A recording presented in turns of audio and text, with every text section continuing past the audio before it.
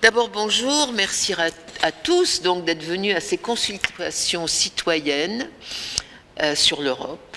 Je vais dire un mot dans une minute sur l'exercice, mais je ne peux m'empêcher, vu la vacuité de cet amphithéâtre, quand même de partager avec vous quelques réflexions. Alors évidemment, il y a l'été, il y a le soleil, il y a le match de foot. Il y a un problème d'horaire, parce que c'est parfois marqué 18h, parfois 18h30. Il y a la fête de la musique. Donc ça fait beaucoup de raisons peut-être pour dissuader, en particulier les plus jeunes qui aiment le foot et la musique, de venir participer au débat. Mais quand même, je pense que toutes ces raisons ne suffisent pas et que ça fait réfléchir. Moi, ça m'amène à deux réflexion. La première, c'est que il y a peut-être beaucoup plus indifférence dans ce pays que d'europhobie, finalement. Ce qui est prouvé d'ailleurs dans les élections. En France, lors des dernières élections européennes de 2014, le taux d'abstention était de 57,6%. Donc il y a peut-être beaucoup plus d'euro-indifférence que d'europhobie. Et ma deuxième réflexion, c'est que peut-être le public du CNAM est un public qui a davantage l'habitude de venir écouter, d'absorber du savoir, d'apprendre, d'écouter des conférences, que de débattre, de polémiquer, de partager. Et que cette culture particulière du CNAM, qui est quand même un lieu non pas trop de débat, mais d'apprentissage du savoir, de la culture, de tout ce qu'on veut, peut-être se reflète ici aujourd'hui. Je ne sais pas, mais en tout cas, moi, ce sont mes deux explications de fond, au-delà de la musique et du football, qui expliquent quand même ce phénomène. Ça ne m'est jamais arrivé depuis 10 ans que je fais le Forum Europe, d'avoir une salle aussi clairsemée. Et donc, je vous remercie encore plus de votre présence, et ça va donc nous faciliter la tâche. Ça va être une consultation citoyenne extrêmement amicale, extrêmement facile à organiser. D'ailleurs, avec votre accord, je vais libérer Louisa, qui était prête à passer 40 micros dans la salle pour courir devant toutes les demandes, mais comme elle habite très très loin, à plus d'une heure de Paris, je vais lui proposer de prendre son prochain train et de s'esquiver quand elle le souhaite. Et on va se débrouiller entre nous pour passer les micros. Je crois que c'est tout à fait faisable. Michel, est-ce que les deux explications que je viens de donner te satisfont, ou est-ce que tu en as une autre? J'en ai pas d'autre. Je crains qu'effectivement les personnes soient indifférentes à la question de l'Europe d'une certaine manière, parce que peut-être qu'ils ne mesurent pas les enjeux qui sont absolument considérables. C'est-à-dire que les prochaines élections européennes vont être vraiment extrêmement importantes. Donc ça, c'est quelque chose qui n'est pas forcément mesuré. Et peut-être que les personnes ne mesurent pas les enjeux aussi parce qu'ils ne voient pas, et c'est un des dossiers sur lesquels nous avions travaillé ensemble, ils ne voient pas ce que l'Europe leur apporte tous les jours et qu'ils pourraient perdre. Et donc là, il y a un travail évidemment pédagogique extrêmement important. Alors j'avais, avec le service du CNAM qui s'en occupe, établi un MOOC l'an dernier, auquel Nicole avait bien voulu apporter sa contribution, un MOOC qui portait justement sur le droit européen du travail, pour mettre en lumière ce que ce droit européen avait pu apporter en matière de santé-sécurité, en matière de temps de travail, en matière de non-discrimination. On a eu près de 7000 inscrits à ce MOOC. On le trouve toujours sur le site? On ne le trouve pas, mais on va le réactualiser et on va le rediffuser l'an prochain au mois de mars-avril. Un peu avant, peut-être? Peut-être un peu avant, on en reparlera. Et nous avions un forum avec des échanges, et la plupart des interlocuteurs, pour ne pas dire tous, nous disaient « mais finalement, on ne savait pas que l'Europe était intervenue sur telle ou telle question. On ne savait pas que grâce au droit européen, nous bénéficions de telle ou telle règle. » Alors l'Europe n'est pas parfaite, l'Europe, c'est le moins qu'on puisse dire, soulève des tas de difficultés, le mot est faible, mais néanmoins, il ne faudrait pas rejeter l'Europe au nom des difficultés actuelles en oubliant ce qui a été construit pendant plusieurs décennies. Et les débats sur l'Europe sont toujours des débats complexes, parce que tout dépend de la question que l'on aborde, et tout dépend de la question à quel moment elle est abordée. Donc on ne peut pas répondre facilement par des réponses simplistes. Or, il ne vous a pas échappé qu'aujourd'hui, dans les débats, en fait, ceux qui parlent fort sont ceux qui disent des choses très simples, mais ces choses très simples sont très largement erronées. Et donc, il nous faut réintroduire du complexe. Voilà, c'est ce que nous essayons de faire dans cette belle maison, et j'espère que cette consultation citoyenne permettra de faire sentir un petit peu que les choses sont complexes et qu'il faut s'intéresser à l'Europe, parce que notre avenir à tous en dépend. Alors, moi je vais dire un mot sur l'exercice. C'est pas parce qu'il y a... Alors, je n'ai pas assisté à d'autres consultations citoyennes, donc je ne sais pas si c'est partout le même désert, si je puis dire. Mais je vais dire un mot quand même sur l'exercice, qui était au départ une idée donc, du président de la République, Emmanuel Macron, et qui est devenu maintenant un projet européen. Tous les États membres, les 27, participent, sont d'accord pour organiser ou faire organiser chez eux, parce que ce n'est pas organisé par les gouvernements, c'est organisé par les sociétés civiles, les think tanks, les assemblées parlementaires, les mairies, les ONG, beaucoup d'institutions participent à l'organisation de ces débats, mais en tout cas, les 27 pays membres étaient d'accord pour organiser chez eux des consultations citoyennes sur l'Europe entre le mois d'avril et le mois d'octobre 2018. Et donc, il y aura des débats partout, et il y aura aussi, ça c'est une grande première, une consultation Internet qui sera ouverte entre septembre et octobre, donc pour l'instant, en principe, ce n'est pas ouvert, mais vous pouvez regarder sur... si, je crois que c'est ouvert maintenant. Oui, vous l'avez fait. Et donc, d'ailleurs, dans l'invitation, le carton d'invitation qui vous a été distribué sur cette consultation au CNAM, il y avait l'adresse Internet du site en français de cette consultation citoyenne. Donc, il y a une série de questions qui sont les mêmes dans tous les pays, qui sont en 24 langues. Ces questions ont été choisies par un panel je crois que c'est 95 citoyens qui ont été sélectionnés dans toute l'Europe. Il y a 5 Français, par exemple, sur ces 95, selon des règles qui sont celles des instituts de sondage, donc représentatifs. Donc c'est ce panel de citoyens, et non pas les fonctionnaires, qui ont organisé et décidé des questions qui sont sur ce questionnaire. Et moi, je vous recommande vivement de répondre dans la mesure du possible à ce questionnaire et de dire... Alors, il y a à la fois des questions où on répond par oui ou non et des questions où on peut taper et dire ce qu'on pense en un certain nombre de lignes. Donc ça, c'est l'exercice qui va se dérouler jusqu'en octobre. Fin octobre, il s'arrête pour ne pas interférer avec le débat sur les élections européennes qui va commencer à la fin de l'année, les élections étant prévues en mai 2019. Et puis, dans chacun des pays, les organisateurs, donc moi ici par exemple au CNAM, va faire des restitutions des débats citoyens qu'ils auront organisés. Donc je vais faire la restitution, moi, de ce débat. L'ensemble de ces restitutions sont acheminées vers les ministères des Affaires étrangères de chacun des pays. Donc le Quai d'Orsay va reprendre tout ça. Des restitutions nationales vont être faites et le tout va être porté, une restitution synthétique de toutes ces restitutions individuelles va être faite, je ne sais pas encore par qui, ça n'a pas été décidé. Moi, je suis membre ce qu'on appelle du conseil de surveillance de ces organisations en France. Mais donc, tout cela va être porté à l'attention du Conseil européen, c'est-à-dire des 27 chefs d'État et de gouvernement qui vont se réunir à Bruxelles vers le 20 décembre.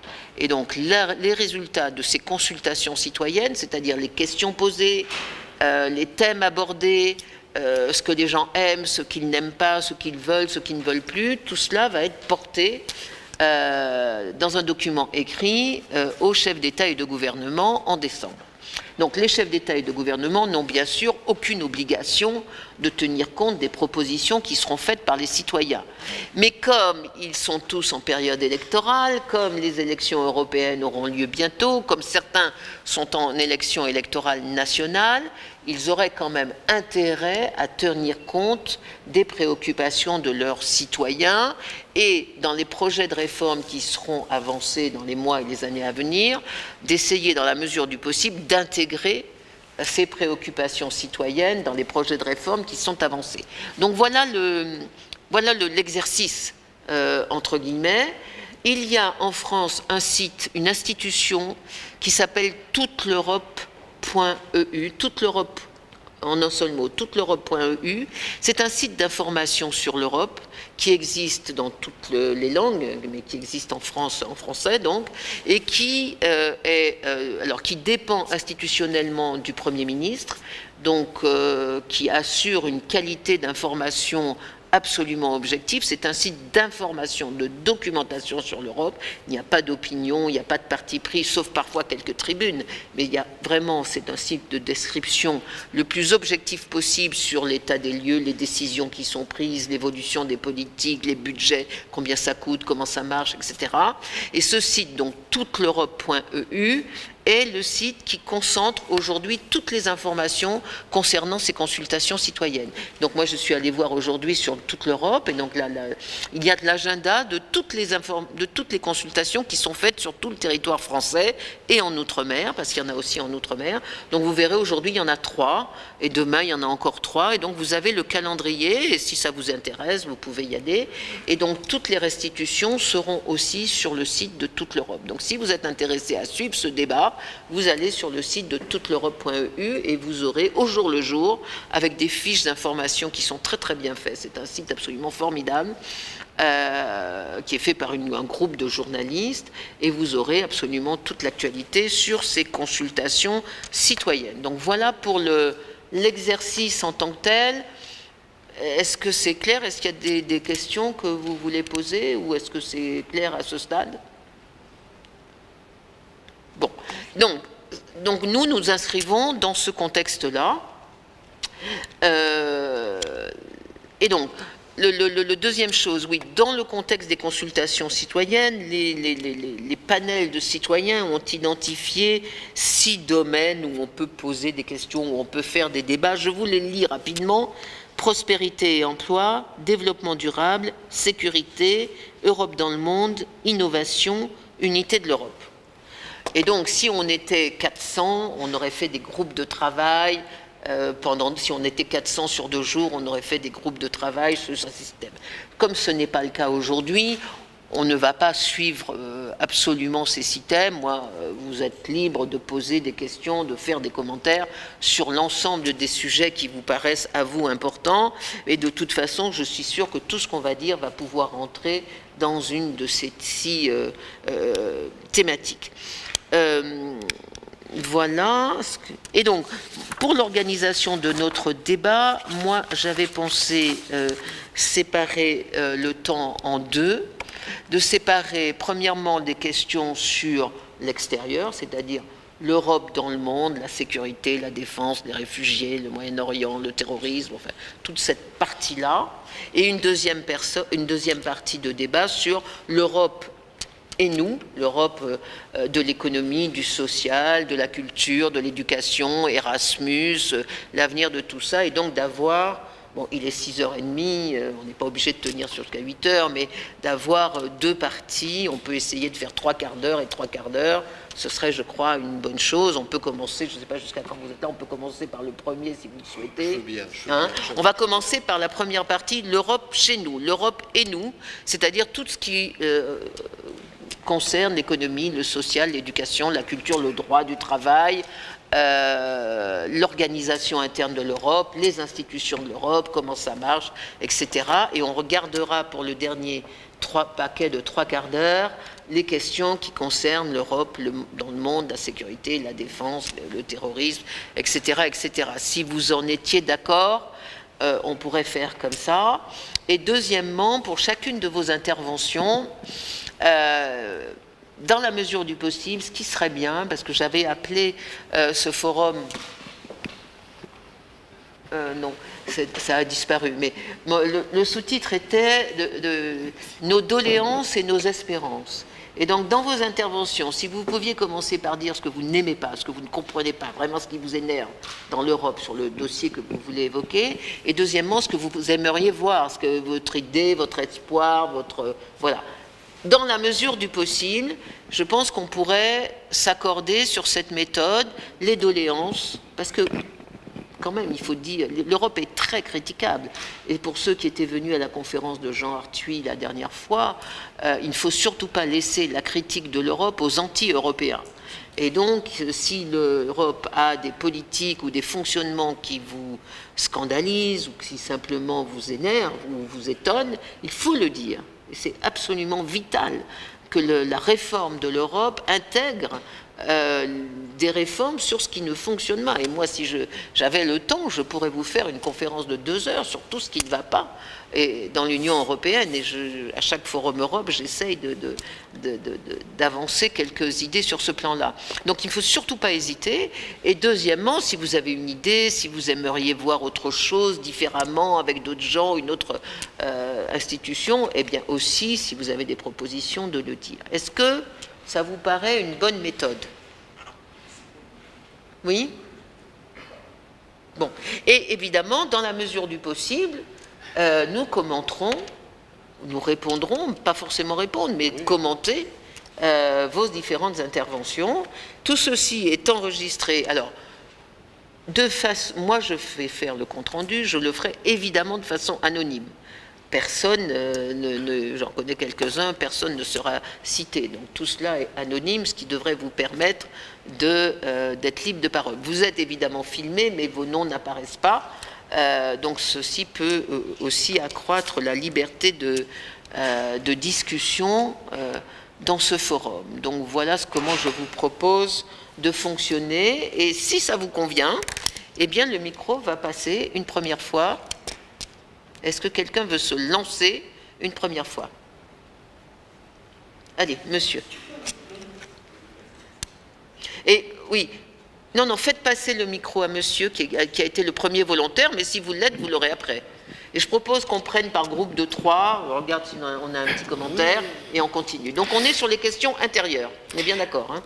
Absolument. Alors, moi, j'ai une première doléance, c'est le Conseil de l'Europe qui se réunit régulièrement. On ne sait pas de quoi il va discuter. Là, on sait qu'il va parler de l'immigration parce que tout le monde en parle, il ne peut pas l'éviter. Mais le reste, on ne sait absolument pas de quoi il va parler. On ne sait pas quelles sont les positions que chaque pays va défendre. On ne sait pas quels sont les apports de la Commission, comment c'est préparé, quels sont les textes qui vont être discutés. Enfin, c'est dans l'opacité la plus totale. J'ai l'impression que même les parlementaires européens ne sont pas toujours au courant de ce qui va se discuter. Et après, on ne sait pas non plus ce qui s'est dit, ce qui fait que les ministres peuvent dire « Ah, mais c'est pas moi, c'est l'Europe ». Sauf qu'ils ont voté les résolutions et j'ai entendu récemment Alain Lamassoure dire que jamais la France n'avait été mise en minorité. Donc toutes les décisions qui sont approuvées par l'Europe l'ont été par les ministres français. Angela Merkel, quand elle va au Conseil de l'Europe, elle va d'abord voir le Parlement, elle dit ce qu'elle va dire, elle prend des notes de ce que les parlementaires veulent qu'elle dise, et elle va rendre compte ensuite. Est-ce qu'on ne pourrait pas systématiser tout ça et qu'il y ait de temps en temps des représentants du Conseil, du Parlement et de la Commission qui viennent au Parlement français, au Parlement national, pour faire un compte-rendu et puis qu'il y ait des questions que les parlementaires puissent faire. Je pense que ce serait un jeu de la démocratie normale. On reproche souvent à l'Europe d'être non démocratique, alors que beaucoup de pays le sont beaucoup moins que l'Europe, mais là, c'est vraiment un point sur lequel on pourrait avancer. Merci beaucoup, non, très intéressant. On continue. Monsieur, là, à côté de vous. Dans la même rangée. Là.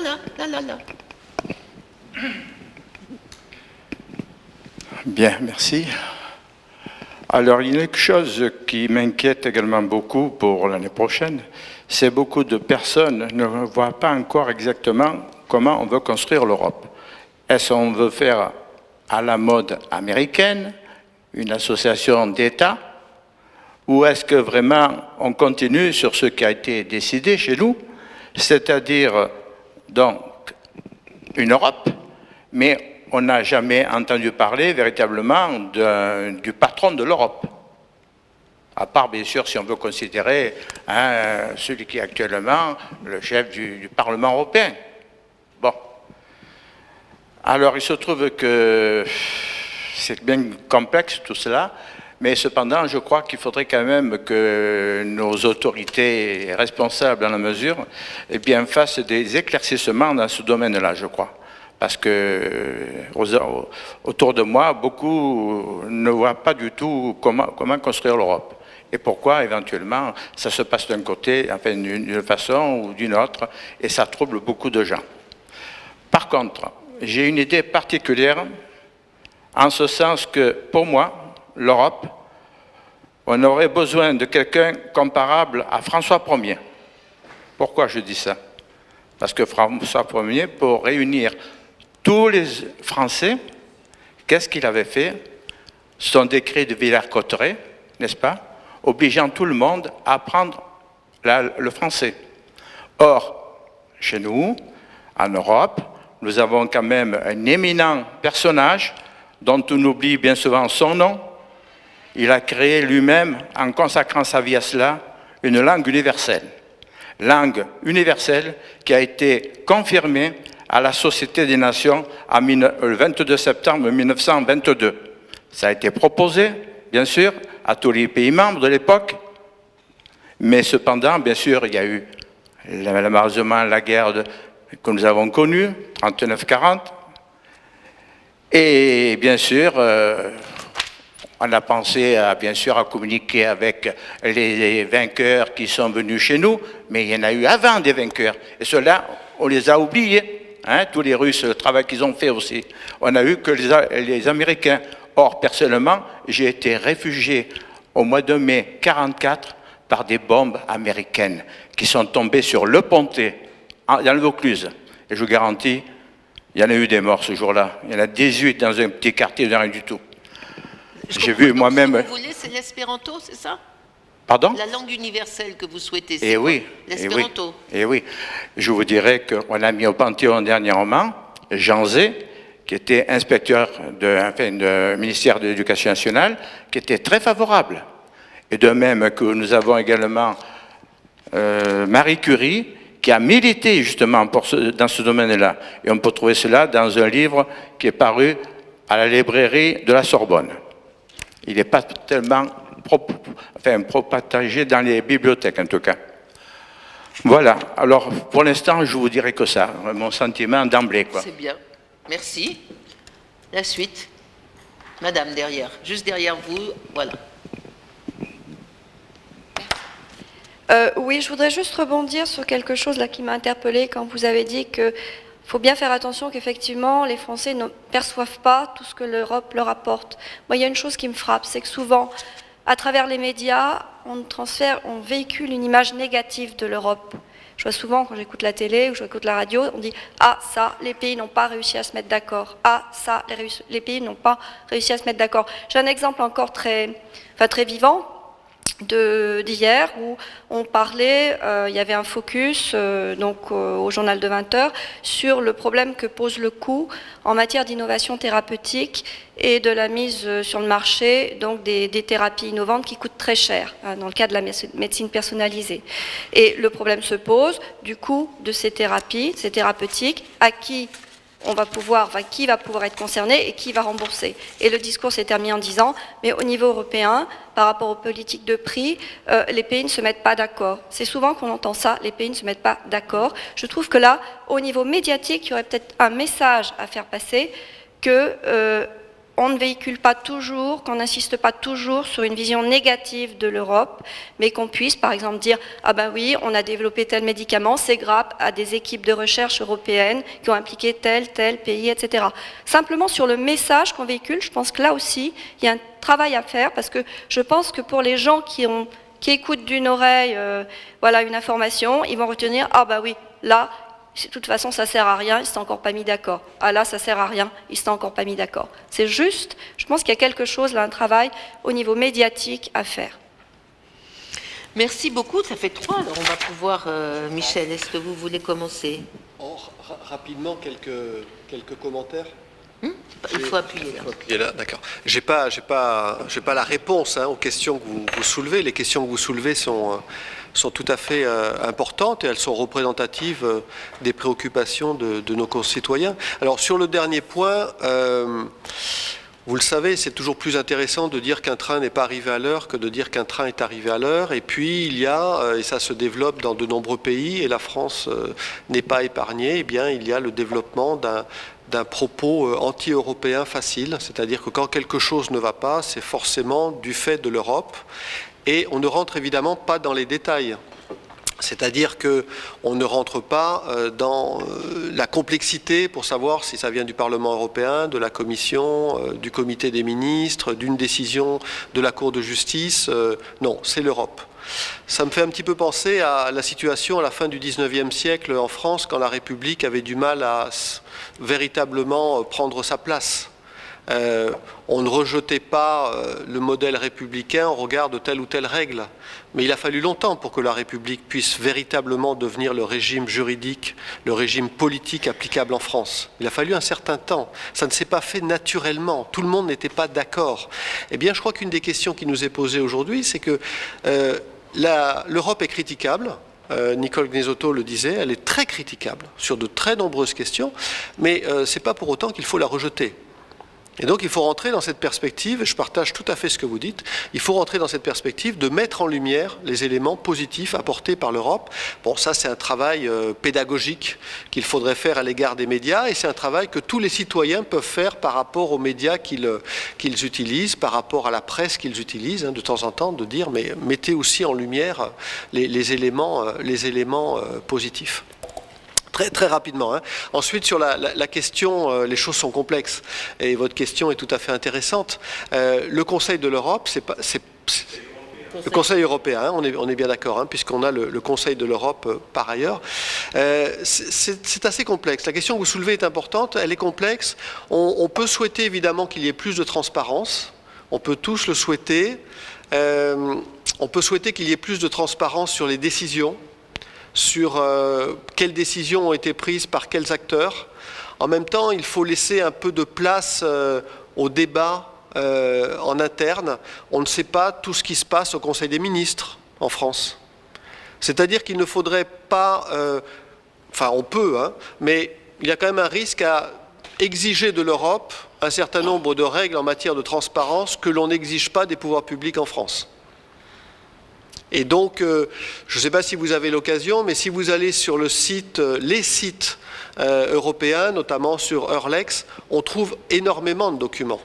On trouve énormément d'informations. On trouve les projets de directives avant même qu'elles aient été adoptées dès l'origine.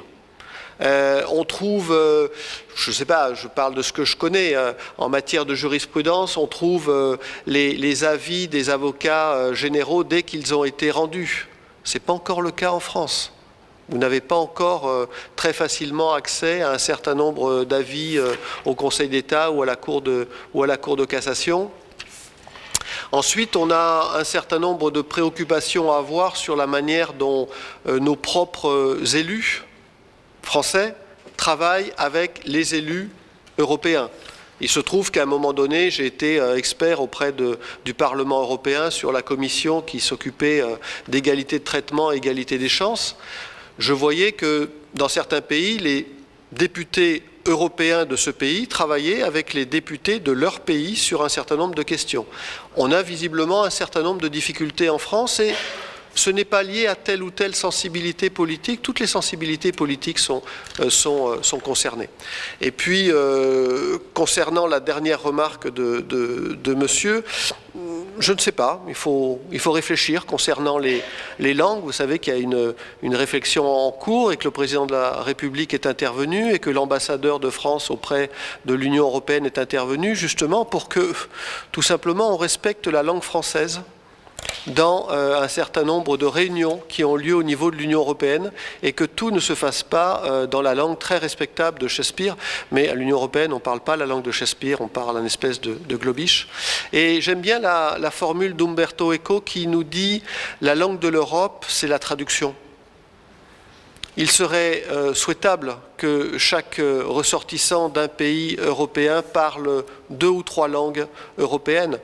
Ça devrait être possible parce que dans certains pays, c'est possible. Et il ne faut jamais oublier qu'une langue, c'est la traduction d'une culture et que pour mieux nous connaître les uns les autres en Europe, nous aurions peut-être intérêt à mieux connaître les langues des autres. Je respecte tout à fait ce que vous avez proposé, mais je ne sais pas si dans un premier temps, ce ne serait pas déjà intéressant qu'on connaisse les langues de nos voisins.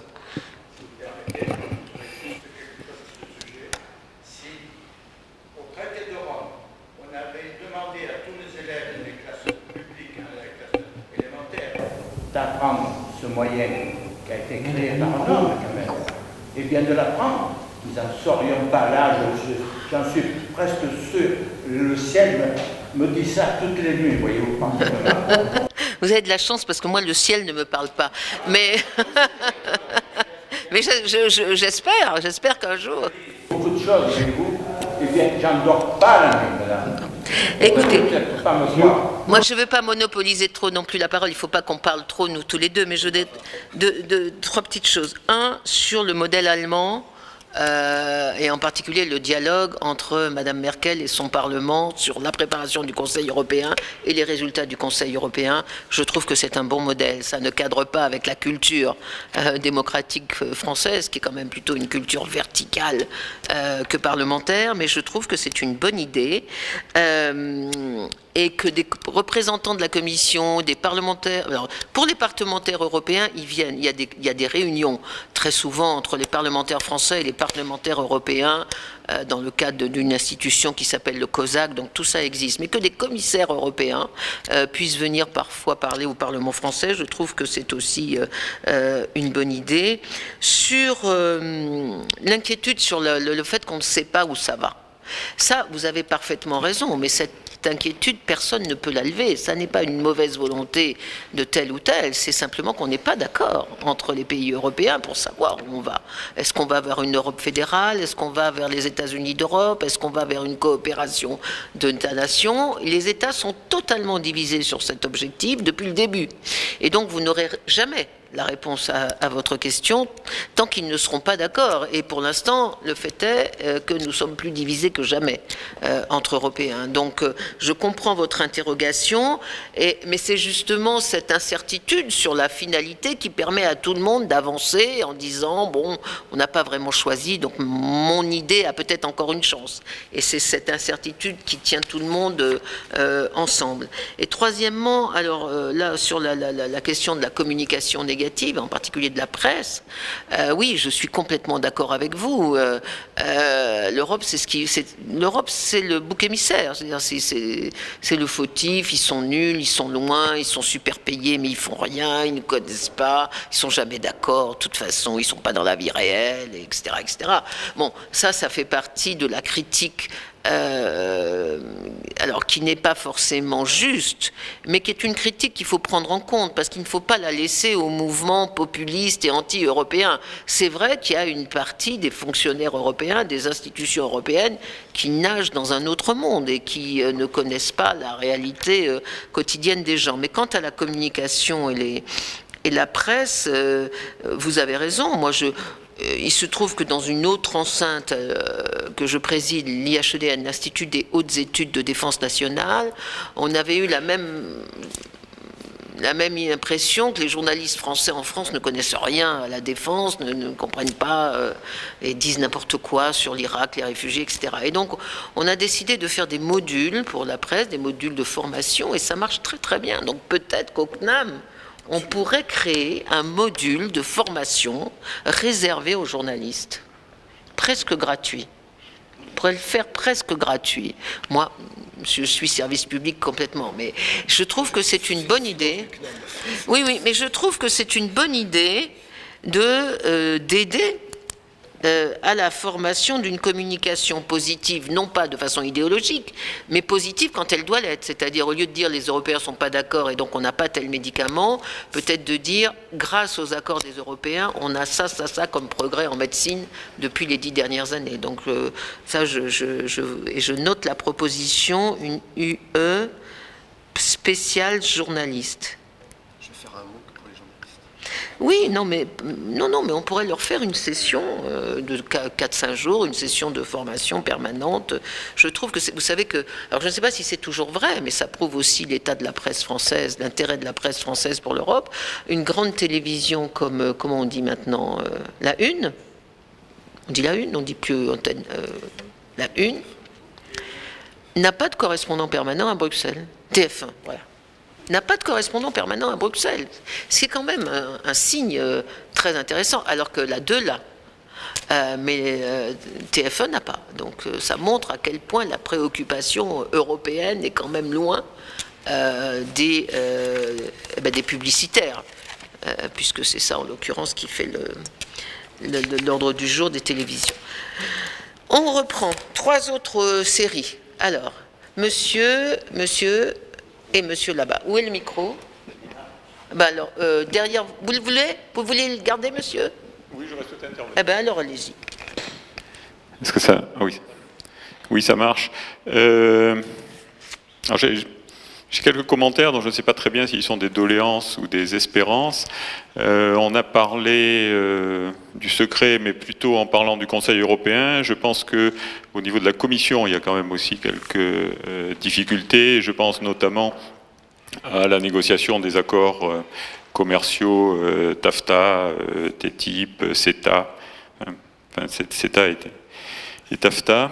Je regrette aussi, mais là, je ne sais pas si on peut y faire quelque chose, la non-exemplarité de certaines personnes à la Commission. Je trouve que ce qui s'est passé avec l'affaire Selmayr, qui a été réglée, ne contribue pas évidemment à donner une image très positive de la Commission, de même que le départ de M. Barroso chez Goldman Sachs.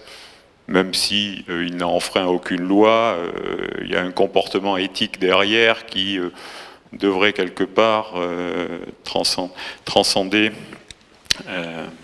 ça. Celle-là, elle est un peu plus vieille, mais on peut la rajouter si vous voulez. Il y a l'affaire Nelly Cross aussi, qui est partie chez un géant du web. Voilà. Mon autre intervention, c'était plutôt sur un phénomène un peu anxiogène, me semble-t-il, qui est qu'on reparle assez systématiquement, ou certains partis reparlent de renégocier les traités. Donc on a vraiment l'impression qu'on vient de terminer un traité, mais ça suffit pas, on va le renégocier, on va continuer, etc. Si on regarde le cas français, la Constitution est effectivement modifiée un peu de temps en temps à la marge, mais enfin c'est quand même assez modeste, et on vit toujours sur une Constitution qui a 60 ans. Cette idée de vouloir renégocier perpétuellement les traités, surtout à un moment où il est clair que les différents pays n'ont pas exactement les mêmes optiques, me paraît quelque chose d'anxiogène, et donc je voulais savoir si on pouvait trouver un moyen magique de faire en sorte que cette question disparaisse un peu de l'agenda. Derrière vous... À propos des journalistes, ces tout derniers jours, M. Macron et Mme Merkel se sont vus, et j'ai rien vu de bien clair sur ce qu'ils avaient décidé, enfin pas décidé dans l'immédiat, mais ce qu'ils avaient l'intention de proposer en matière de budget, qui est quand même un élément extrêmement important. Alors ça a paru comme ça un peu en filigrane dans la presse, mais bon, je ne vois pas plus. Deuxième petite précision, vous avez parlé des élections qui sont au mois de mai l'année prochaine, et je connaissais la date, et immédiatement je l'ai mise sur mon agenda pour être bien sûr d'être... Attendez, pardon, je n'entends pas. Je l'ai mise tout de suite sur mon agenda pour être bien sûr d'être disponible ce jour-là. Et surprise, ça ne me concerne plus, mais c'est le jour de la fête des mères. Ah bon? Oui. J'ai pas remarqué. Ben si. Et vous savez que c'est un jour où les gens se déplacent quand même beaucoup, si on a une vieille mère en province ou sur la Côte d'Azur ou ailleurs, et c'est pas propice a beaucoup de présence aux élections. Donc, comment on a choisi cette date? Effectivement, il faut une date qui convienne à beaucoup de gens, mais je crois qu'il y a 2 fêtes des mères en Europe qui ne sont pas les mêmes pour la Belgique, le Luxembourg, La etc. Belgique, oui. Bon, mais on aurait quand même pu éviter le jour de la fête des mères dans un certain nombre de pays. Alors, peut-être je commence cette fois. La troisième question. On est à 3. Ah non, pardon, monsieur derrière. Oui, bonsoir. Moi, la question que je me pose, former les journalistes, je trouve que c'est très bien, mais pour moi, c'est un peu tard. Je verrais plutôt la formation, disons, l'initiation à l'Europe, plutôt prendre l'histoire de l'Europe, la faire à tous les élèves qui sont européens et européennes, et ça serait nettement mieux. Au moins, ils connaîtraient l'Europe. Ça serait. Qu'en pensez-vous? D'accord. Alors, je réponds très rapidement comme je peux sur l'opacité de la Commission dans ses mandats de négociation, TAFTA, CETA, etc. Je ne sais plus qui c'était. Oui, c'est vrai, mais c'est fini. En tout cas, là, c'est un des rares points où, sous la pression des opinions publiques, des ONG, etc., on a forcé à la transparence. Et la Commission est obligée maintenant et ça a été fait depuis 1 an et demi, de rendre public le mandat de la négociation qu'elle avait. Enfin, cela dit, on ne peut pas rendre public totalement un mandat de négociation, parce que sinon vous favorisez l'adversaire. Mais rendre public les grandes consignes que donnent les États membres aux fonctionnaires de la Commission qui négocient, je crois que là c'est une grande victoire quand même de la pression des citoyens et des opinions publiques. L'autre grande victoire d'ailleurs sur ces domaines, c'est d'arrêter les grands accords de libre-échange, et le TAFTA, comme vous le savez, à mon avis, a du plomb dans l'aile. Mais ça, je crois que pour une fois, les opinions ont gagné. Sur la non-exemplarité de certaines personnes, oui, c'est même là où c'est une litote. Je crois qu'on peut parler de l'escroquerie de certaines personnes. La Commission, c'est comme partout. Il y a des gens bien et puis il y a des escrocs comme partout. Mais je crois qu'on peut faire. Vous dites on peut peut-être rien faire. Moi, je crois qu'on peut faire. L'affaire du secrétaire général donc de Monsieur Juncker, il y a notamment un journaliste que vous connaissez peut-être de Libération, Jean Quatremer, qui est monté au créneau, qui a fait des éditos formidables, qui a pris des risques d'ailleurs. Alors évidemment, vous me dites ça sert à rien, mais quand même, c'est un journaliste qui dit ce qui ne va pas, et ça ennuie le président de la Commission. Le Parlement européen est très conscient qu'il s'est fait avoir. Donc moi, je ne suis pas sûr que ça ne sert à rien. Je crois que plus on parle de ce qui ne va pas dans un esprit critique positif, non pas pour dire il faut casser l'Europe et refaire de la nation, mais plus on met le doigt sur là où l'Europe se trahit elle-même, et donc là où l'Europe est elle-même complice des mouvements anti-européens, plus on fait acte civique. Donc je crois qu'il faut le dire. Je pense qu'on pourrait donner peut-être, je ne sais pas, il faut plus de pouvoir au Parlement européen, de pouvoir d'enquête sur ce type d'affaires, en particulier pour M. Barroso. Je ne sais pas du tout, c'est pas illégal ce qu'il a fait. Et en France, on a aussi des responsables politiques ou militaires qui acceptent des fonctions après leur service qui sont totalement, à mes yeux, scandaleuses par rapport à ce qu'ils ont fait. Ou d'autres, notre ancien chef d'état-major des armées, par exemple, qui va dans une société de consultance américaine. Je trouve ça... Bon, il y a plein de choses comme ça. Alors, ce n'est pas illégal, hein, mais par exemple, pour M. Barroso, je suis sûr qu'il a une retraite de la Commission en tant qu'ancien président de la Commission. On pourrait peut-être trouver des moyens de, je sais pas, de s'interroger sur l'automaticité des retraites des hauts fonctionnaires quand leur comportement n'est pas éthique. J'exagère peut-être, mais enfin je pense qu'il faut marquer les choses. Renégocier les traités, oui. En fait, personne ne le souhaite. Tout le monde en parle, mais personne ne le souhaite. Et personne, je crois qu'il n'y aura pas avant longtemps de renégociation des traités, parce que c'est ouvrir une boîte de Pandore pour un résultat beaucoup plus dangereux que ce qui était avant.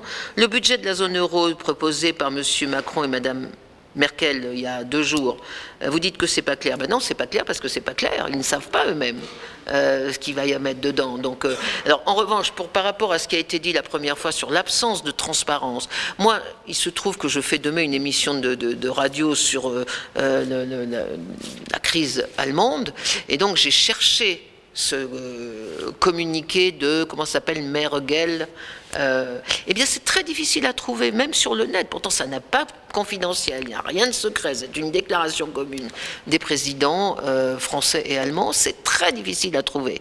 Et donc là, vous avez raison, alors que normalement, les services de presse devraient le diffuser pratiquement à tout le monde. Je l'ai finalement trouvé, et je l'ai diffusé autour de moi à ceux qui ne le trouvaient pas, mais vous avez raison là-dessus. Mais donc, je vous rassure, si c'est pas clair sur le budget de la zone euro, c'est parce que c'est pas clair. Là, c'est pas une rétention d'informations, c'est qu'ils ne sont pas d'accord, tout simplement, sur la façon d'alimenter ce budget de la zone euro. Fête des mères, monsieur, moi je suis mère, mais je ne crois pas que ma fille s'empêchera d'aller voter pour aller voir sa vieille mère et lui offrir des fleurs. Ben, je ne sais pas. Je ne suis pas sûre que ce soit... Je ne sais pas du tout comment sont choisies les dates des élections, donc peut-être quelqu'un sait, mais moi je ne sais pas. Quant à l'histoire de l'Europe, là vous avez raison, il y a déjà, je crois en 3e, des modules obligatoires dans le cadre de l'histoire, d'un enseignement de l'histoire et de l'instruction civique, des modules obligatoires sur l'histoire européenne, mais c'est vraiment, sans faire injure aux professeurs d'histoire géo, c'est vraiment minimal, c'est très mal fait. Chacun fait ce qu'il veut au nom de l'indépendance intellectuelle des enseignants, et il n'y a pas un ouvrage sur l'histoire de l'Europe qui soit consensuel entre les différents pays européens. Et il y a depuis peu, peut-être que vous le savez, une initiative de Alain Lamassoure, justement, qui a créé une association, loi 1901, dont j'ai oublié le nom, dont le but, qui rassemble des historiens venant de l'ensemble des pays, dont le but est de produire, d'ici la prochaine mandature, un ouvrage sur l'histoire récente de l'Europe, parce que si on commence à parler des guerres, mais au moins un ouvrage sur l'Europe depuis sa création, donc depuis les années 50, qui soit consensuel et enseigné de la même façon dans tous les pays européens. Et ça, je trouve que c'est une excellente initiative. Rapidement, parce que vous avez déjà parlé. Le micro, c'est Hachette Éducation, et Hachette Éducation, il y a une vingtaine d'années, a publié un ouvrage sur l'histoire de l'Europe fait par 20... Non, à l'époque, il n'y avait que 15 pays membres, il y avait 15 historiens des 15 pays membres, et il doit toujours être disponible. Non, deux mots très rapidement. Vous avez entièrement raison sur la dimension éducative. Évidemment, au CNAM, on y est très sensible et le plus tôt possible. Remarquons quand même que certaines initiatives sont tout à fait intéressantes par rapport à la jeunesse. Erasmus, c'est pas mal. Non, pour ceux qui peuvent en bénéficier, c'est pas mal. Et l'idée, par exemple, d'étendre Erasmus aux jeunes qui sont en apprentissage, c'est pas mal aussi. Et ça fait qu'un certain nombre de jeunes Européens se rencontrent et découvrent d'autres réalités. Juste ce point. Je ne développe pas tout ce qui vient d'être dit. Sur ensuite la question de la révision des traités, non, le traité sur le fonctionnement de l'Union européenne et le traité de l'Union européenne seront sans doute pas révisés dans les années à venir.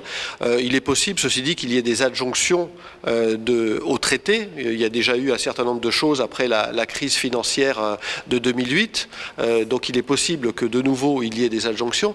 Je crois qu'une des questions, c'est à traité constant comment l'Union européenne pourrait, à travers ses institutions, mieux respecter le droit de l'Union européenne.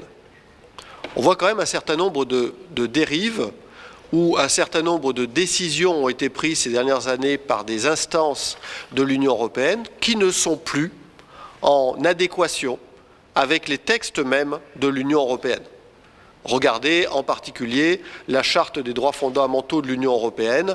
Elle n'est pas respectée par un certain nombre de dispositions, de directives, de règlements. Je ne veux pas trop développer parce que c'est relativement technique, mais il faudrait prendre au sérieux un certain nombre de textes du droit européen qui aujourd'hui ne sont pas pris au sérieux. Évidemment, pour qu'ils soient pris au sérieux, ça suppose qu'ils soient connus, pas simplement des fonctionnaires de l'Union européenne, mais qu'ils soient connus des citoyens. Et donc ça veut dire, au minimum, les lire. Et je vous invite, quand vous allez quitter cette belle salle, dans les semaines à venir, peut-être pas ce soir, vous aurez d'autres activités, mais à lire la Charte des droits fondamentaux de l'Union européenne. Ce n'est pas un texte très long, c'est quand même un texte constitutionnel fondamental et je crois qu'il pourrait inspirer l'Union européenne à traité constant. Juste un point, il y a quelques années, justement, je crois que les services de la Commission avaient fait un petit livre, tout petit comme ça, sur la Charte des droits fondamentaux. et qui était diffusé, un tout petit livre, vraiment un gadget. Mais c'est très agréable. Moi, j'en avais, mais j'en ai plus parce que, à force de le distribuer aux élèves, j'en ai même plus pour les élèves de cette année. Mais je pense qu'on le trouve encore au bureau d'information de la commission où vous pouvez le demander. C'est un tout petit livre très mignon qu'on peut mettre dans sa poche et de temps en temps, avec des grosses lunettes, le lire dans le métro. On continue. Alors, oui, il y avait des. Alors, monsieur en bas. Et madame, oui, allez-y, madame. Oui, et puis bonsoir. après vous. Donc, pour moi, en fait, l'Europe, c'est l'union des États. Et le sentiment que j'ai, ce qui me désole un peu, c'est que les pays prêchent d'abord pour leur intérêt, les nationalismes, ce qui fait que est-ce qu'il n'y a pas un manque de leadership et également la compréhension, peut-être pour moi et les citoyens, c'est de se dire d'un côté on a une Union européenne, mais certains ont gardé leur monnaie. Schengen, c'est pas tout à fait le périmètre de l'Union européenne. Donc comment se trouver dans tout ça ? Et donc, voilà, je pense qu'il manque réellement un leadership, quelqu'un qui donnerait le là et que tout le monde s'alignerait par rapport à ça. Un chef ? Vous avez envie de vous aligner ? Oui, pourquoi pas, avec des politiques. Mais bon, je comprends votre question, effectivement. On continue. Monsieur avait demandé, et après on repassera. On a encore 10 minutes pour ces questions intérieures. Oui, merci. Moi, je suis très content des réussites du travail de l'Europe et de la Commission en matière de normes, notamment, et puis sur le plan juridique, les batailles réussies contre les GAFA, en particulier sur le plan, la défense des citoyens. Mais ce n'est pas encore très sensible. Par contre, il y a des sujets sur lesquels les citoyens, je pense, sont très sensibles. C'est la protection de l'environnement, c'est la protection de la santé. Or, on a des événements qui sont graves que l'on découvre petit à petit, notamment à travers le Dieselgate, c'est-à-dire l'espèce d'intoxication des lobbies automobiles, mais aussi des lobbies de la grande production chimique allemande notamment, qui ont un poids, semble-t-il, énorme sur la fixation des normes, justement, qui là, par contre, relève effectivement de la Commission européenne, qui est un des grands acquis du marché unique. Donc, comment faire ? Bon, il y a l'affaire du glyphosate, avec un progrès sensible, mais malgré tout, les citoyens, je pense, n'ont pas l'impression d'être protégés par l'instance. Oui, merci beaucoup. La suite, monsieur. Oui, moi, monsieur. je me demande s'il n'y a pas une grande responsabilité des hommes politiques français dans ce désaccord ou dans ce peu de familiarité des Français avec l'Europe. Tout ce qui est bien, ça vient des hommes politiques français. Et tout ce qui ne va pas, c'est à cause de l'Europe. Et ça, c'est un mauvais réflexe contre lequel il faudrait qu'on lutte. Mais je crois que c'est très négatif pour l'idée qu'on peut avoir de l'Europe. Même chose en ce qui concerne la participation des hommes politiques français au Parlement européen. C'est au mieux le lot de consolation des battus français, ou à la rigueur le moyen de se faire payer les assistants parlementaires pour son système. Là-dessus, il y a un manque de sérieux des hommes politiques français. Je ne crois pas qu'il y ait beaucoup d'hommes politiques français qui aient fait carrière, comme a pu le faire Cohn-Bendit, pendant longtemps, avec une vision européenne constante. Il y a un autre facteur, je crois, c'est que les processus européens sont extrêmement longs. Entre le moment d'une idée d'un texte et puis son aboutissement, il se déroule 4 ou 5 ans. Il est évident que l'opinion publique n'arrive pas à suivre, enfin, ou a beaucoup de mal à suivre, et les hommes et les journalistes de la même manière. Et cette longueur, je crois qu'elle est assez inévitable, mais il faut songer qu'il s'agit de mettre 27 pays ou 28 pays qui aboutissent à un texte commun. Ça ne peut pas se faire en un an. Merci beaucoup. On a fait 3 là ou pas? Je sais pas. Je n'ai pas compté. 1, 2. Alors, un troisième. Attendez, non, vous avez déjà parlé. Une autre dame qui va intervenir, ça qui Allez. un petit peu. Et là, j'ai 2 élèves, là, quand même, qui sont venus alors que les cours sont finis. Merci. Bon, ce que je vais non, dire... vous n'êtes pas mon élève, mais allez-y quand même. Si, je c'est suis pas votre grave. élève, je viens toujours à chaque fois, alors. À chaque... Bon, après, on répond à ça et on terminera par vous D'accord. deux. Ce que je vais dire n'est peut-être pas structuré, c'est un peu en vrac, mais une grande idée que j'ai, moi, c'est d'améliorer la fédération, l'idée de fédération d'États-nations avant de tout casser. Je crois que c'est le seul système au monde, l'Europe, mais il a certainement tous les défauts, mais avant de tout casser, essayons de l'améliorer, de vivre avec en tout cas et de l'améliorer. Deuxième idée, à l'occasion de l'information de chacun, moi je crois que c'est une utopie ou un rêve. Moi je suis retraité, je n'ai que ça à faire. Je viens à toutes les conférences du CNAM et je lis beaucoup. Mais on ne peut pas être informé de la multitude des problèmes. Même en s'intéressant, et puis il y a l'effet de l'oubli, qui fait que, moi ce que j'ai lu il y a 3-4 ans, etc. Bon. Moi je crois que ce qu'il faut, c'est des hommes politiques qui sont, s'ils croient à l'Europe, qu'ils parlent au nom de l'Europe et qu'ils informent leurs concitoyens des problèmes européens et non pas parler franchouillard. Et puis, de temps en temps, un petit mot sur l'Europe. Regardez, aux dernières élections, on a très peu parlé de l'Europe. Ça, c'est une deuxième idée. Qu'est-ce que j'avais ? Autre chose aussi, l'Europe est partie sur une politique de petits pas, de petits progrès. Moi, j'ai cru à cette méthode, qui a réussi par ailleurs dans d'autres méthodes. Et puis, elle s'est endormie. Et avant, je dirais l'année dernière, je commençais à être très pessimiste sur l'avenir de l'Europe. Parce qu'on allait vers l'enlisement, ça, c'est pas possible. Alors, il faut que l'Europe reprenne la politique des petits pas et même fasse des grands pas sur des sujets importants. Et non pas s'occupe de la confiture ou de la taille des pots de confiture. Il devrait s'occuper des quelques grandes questions. Alors moi, je crois que je viens de retrouver un petit coup d'optimisme avec ce qui s'est passé récemment, là, où Macron et Mme Merkel ont des problèmes à résoudre à court terme. Là. Il y a déjà Trump qui ne veut plus nous protéger en Europe. Je considère que c'est un bien pour nous. Et puis cette histoire d'immigration fait que là, voilà des grands thèmes et non pas, encore une fois, la taille des pots de confiture. Et puis, qu'est-ce que j'avais comme petite... Alors, sur la langue, moi, je crois qu'il faut qu'on accepte quand même d'admettre l'anglais à une part prépondérante dans le monde, c'est pas seulement en Europe. Je vous fais remarquer qu'en France, la plupart des jeunes ingénieurs doivent travailler en anglais dans des sociétés françaises, actuellement, multinationales ou autres. C'est l'anglais qui prédomine, aussi bien oralement que dans des documents. Voilà, tout ça, c'était un peu en vrac. Voilà, j'ai parlé longuement, je passe la parole. Alors, merci beaucoup. Mais non, parce qu'il y en a encore 2 autres. Alors, on va répondre rapidement. Ah oui, ça, le temps passe. Bon, allez-y. Je voulais juste rebondir sur la réflexion de la dame qui a posé la première question. Et en se demandant si un intérêt européen ne pouvait pas être supérieur aux intérêts nationaux.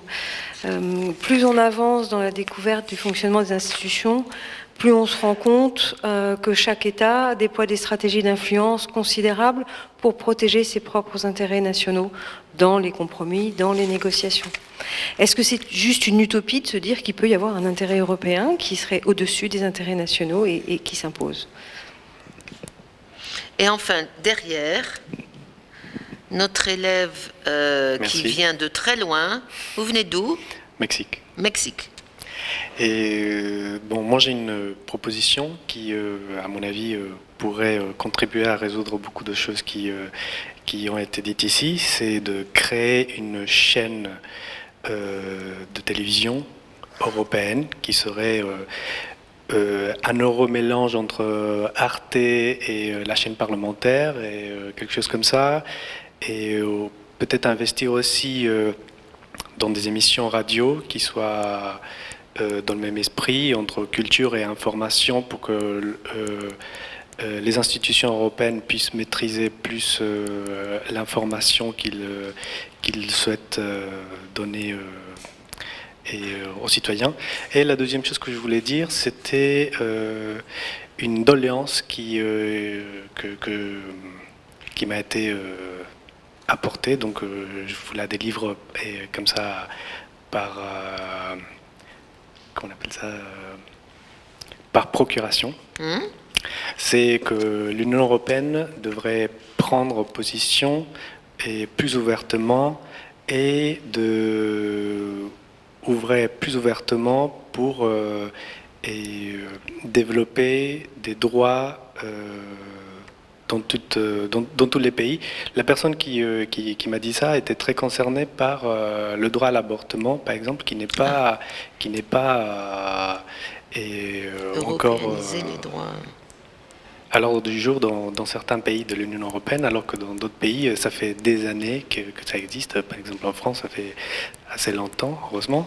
Et bon, voilà, dans des questions comme ça, un peu sociétales. Merci beaucoup. Alors, Michel. Je commence. Allez, rapidement. Il y a beaucoup de... Vous avez formulé de nombreuses réflexions et de nombreuses questions extrêmement intéressantes. Alors, très rapidement, je crois que ça a été dit, mais la construction européenne, c'est quelque chose d'unique dans l'histoire. C'est une expérience unique. Et c'est une expérience complexe. Et on ne sait pas très bien où on va. Mais un certain nombre de personnes ont compris que, justement, il y a toute une série de questions que nous ne pourrons plus régler à l'intérieur d'un État. Et donc vous parliez d'intérêt européen, d'intérêt des États. Sur toute une série de questions, l'intérêt bien compris des États, c'est de poser les questions au niveau européen. Nous ne réglerons pas les questions écologiques au niveau d'un État. Nous ne réglerons pas la question de la crise des migrants, de l'accueil des migrants au niveau d'un État, et on pourrait multiplier les exemples. Alors, juste un élément pour être quand même optimiste, un petit peu lucide mais optimiste. Je ne sais pas si vous avez vu, mais vous avez raison, monsieur, on ne peut pas tout suivre, mais ce serait intéressant quand même de diffuser un peu plus une culture européenne sur quelques questions. Concernant la question des travailleurs détachés. Les travailleurs détachés qui viennent, grosso modo, des pays de l'ex-Europe de l'Est travailler à l'Ouest. Travailleurs bulgares, polonais qui viennent travailler en France, en Allemagne et en Belgique. Selon une directive de 1996, ils bénéficiaient d'un noyau dur de droits. Ils bénéficiaient par exemple du salaire minimum, de la convention collective applicable dans une branche. La commissaire européenne a proposé que désormais ces travailleurs bénéficient de l'égalité de traitement. À travail égal, salaire égal. La première réaction, ça a été que les États de l'Est, excusez-moi, je le formule un peu à la hache parce qu'on n'a pas beaucoup de temps, hein. Les États de l'Est étaient contre, les États de l'Ouest étaient pour. Vous avez peut-être remarqué que le président de la République française et puis d'autres acteurs ont essayé de convaincre un certain nombre de dirigeants des États de l'Est, et j'ai participé à une rencontre fin mars sur cette question. La présidence bulgare a fait avancer le dossier. Et donc on peut espérer qu'en 2019, eh bien, nous aurons une directive sur les travailleurs détachés où il sera prévu l'égalité de traitement. Travailleurs roumains, bulgares, quand ils viendront travailler en Allemagne, en Belgique ou en France, ils auront droit à l'égalité de traitement en matière de rémunération. Et ça s'appuie notamment sur la jurisprudence européenne. Donc un certain nombre d'États de l'Est, finalement, se sont dit, bah oui, ce serait peut-être intéressant quand même que nos travailleurs, quand ils vont travailler dans un autre pays, soient mieux rémunérés. C'est un exemple, c'est une illustration, mais c'est simplement pour dire que dans le contexte actuel extrêmement compliqué, il y a des choses qui continuent à avancer. Alors, l'Europe, c'est complexe. Autrement dit, il n'y a pas de réponse simple. Et il ne faut pas attendre un homme providentiel ou une femme providentielle. En revanche, on pourrait espérer, évidemment, parfois que la classe politique exprime un souffle un peu plus européen. Concernant votre question, oui, il y a une Europe avec des cartes différentes suivant les questions que nous abordons, parce qu'on essaye d'avancer justement en fonction avec ceux qui veulent avancer. C'est une démarche, et là il y a un certain nombre de choses qu'il faudrait revoir, mais c'est peut-être ce qui va être vu dans le débat de la deuxième partie. Vous avez tout à fait raison quand vous dites oui, les citoyens, les personnes qui habitent en Europe ne se sentent pas forcément bien protégés sur une série de questions. Là je donne un exemple, les perturbateurs endocriniens. La Commission européenne a perdu beaucoup de temps Mais quand on regarde les mécanismes, la Suède, en tant qu'État, a engagé une poursuite devant la Cour de justice de l'Union européenne, et la Cour de justice de l'Union européenne a condamné la Commission à prendre des initiatives beaucoup plus vigoureuses en la matière. Autrement dit, il y a toute une série de mécanismes qui existent, encore faudrait-il que les différentes institutions les utilisent. Et puis vous avez tout à fait raison, monsieur, oui, c'est vrai, entre un projet de la Commission et l'adoption d'une directive et la mise en œuvre de la directive, parce que c'est facile de critiquer l'Europe. Ça prend du temps parce qu'il faut se mettre d'accord à 27. Et là, on est dans une contradiction. On ne peut pas demander que ça aille vite et qu'on tienne compte des réalités de chacun. Il faut trouver un espèce d'équilibre. Et puis, ensuite, il y a la responsabilité des États. Au-delà de toute sensibilité politique, hein, la France n'a pas été un modèle dans la transposition des directives européennes sur un certain nombre de questions. Parfois, on a perdu beaucoup de temps. Je vous donne un exemple. Une directive a été adoptée en 1992 qui interdit le travail des femmes enceintes en contact avec un certain nombre de produits. C'est vraiment une directive qui va dans le bon sens. 1992. Le délai de transposition était de 3 ans. La directive, finalement, elle a été transposée par ordonnance de 2001. Ce qui veut donc dire que pendant ce laps de temps, un certain nombre de femmes enceintes ont travaillé en contact avec des produits qui pouvaient être dangereux pour leur santé ou pour la santé du fœtus. D'accord ? Donc voilà, c'est complexe et j'ai beaucoup apprécié les remarques et les questions que vous avez soulevées, mais on est obligé de travailler question par question. Par ailleurs, vous avez raison, et Nicole Desotto l'a dit à plusieurs reprises, on a intérêt d'être très critique avec l'Europe, d'autant plus qu'on est convaincu qu'il faut l'aimer et la défendre. Alors, je rajoute quelques petits points. Sur le leadership, madame, moi je suis comme vous, j'ai besoin d'un leadership. Mais un leadership, c'est pas un chef, c'est pas quelqu'un qui vous dit tu fais ça, parce que ça, c'est l'inverse de la démocratie. Donc un leadership, c'est un homme ou une institution. Pendant la période de la commission Delors, la commission avait le leadership. Alors elle était incarnée par Jacques Delors, mais c'était une institution en tant que telle qui portait la construction européenne. Aujourd'hui, la commission a quand même pratiquement absolument aucune capacité de leadership, ou quand elle en a, c'est pour la mauvaise cause. En tout cas, je suis très franche, moi je n'ai pas beaucoup d'estime pour la commission Juncker.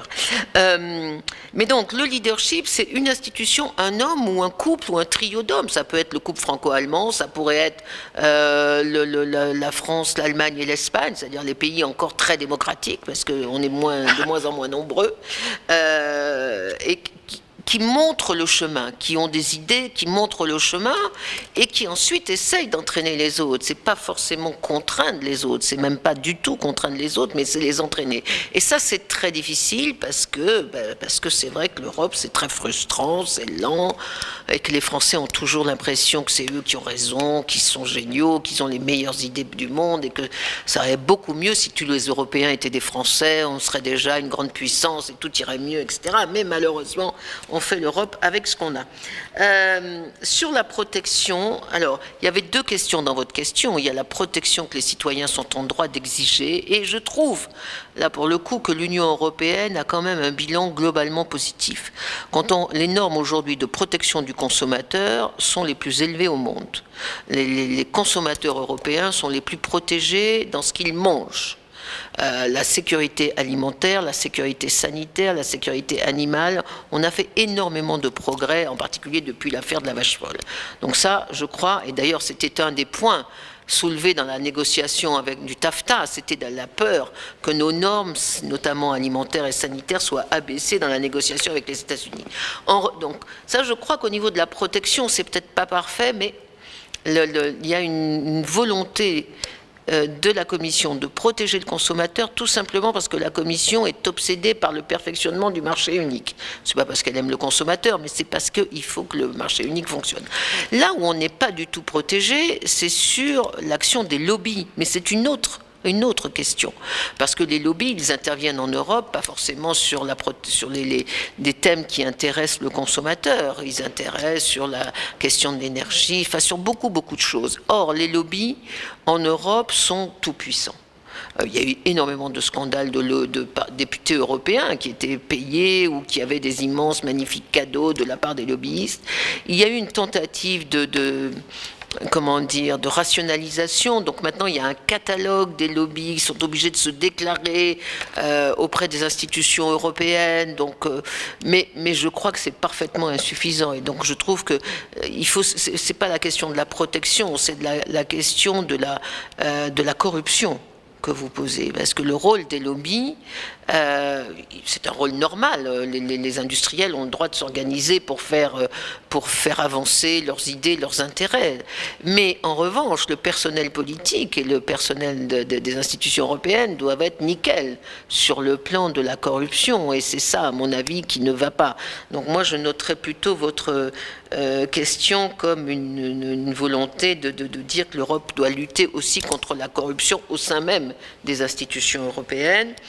Enfin, sur la responsabilité des hommes politiques français qui disent quand c'est bien c'est moi, quand c'est pas bien c'est Bruxelles, et là c'est partout pareil, hein, ça n'est pas une spécificité française, tous les hommes politiques européens font la même chose, quand ils rentrent chez eux c'est grâce à eux que tout s'est bien passé, et c'est à cause de Bruxelles que tout va mal. Je voulais juste faire un dernier point sur la chaîne de télé européenne, mais ça existe, il y a Euronews. Regardez, cherchez Euronews, vous verrez. En revanche, ce qui n'existe pas, et peut-être que c'est, je ne sais pas si c'est faisable, c'est une radio qui mélangerait culture et information européenne. Parce que moi, ce qui me frappe, c'est que les jeunes, notamment, ne regardent plus la télé. C'est fini. Ils ne regardent plus la télé, ils regardent des chaînes, des choses, je ne sais pas quoi, des blogs. Je trouve qu'il faudrait peut-être un blog européen ou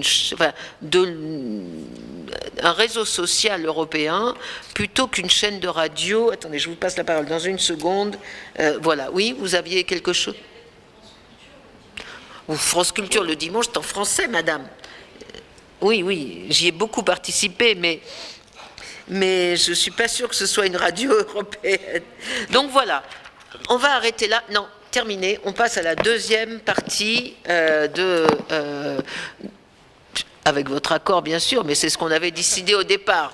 Alors j'ai fait un peu de leadership autoritaire, mais on l'avait décidé au départ, donc on le met en œuvre. On passe à une deuxième partie qui est plutôt l'Europe dans le monde, les affaires extérieures, les questions de sécurité, de défense, et on applique la même formule si vous en êtes d'accord. Je trouve que c'est une formule formidable, je vais d'ailleurs la suggérer. Oui, je vais la faire breveter dans ce conseil où je suis, où je participe avec d'autres, et je regrette d'autant plus qu'on ne soit pas plus nombreux. On pourrait faire ça pratiquement toutes les semaines, une espèce de feuilleton de débat européen. Je trouve que ce serait très utile. Bref, passons donc à la partie extérieure. Qui veut prendre la parole pour commencer? Monsieur là-haut, où est le micro? Faites passer.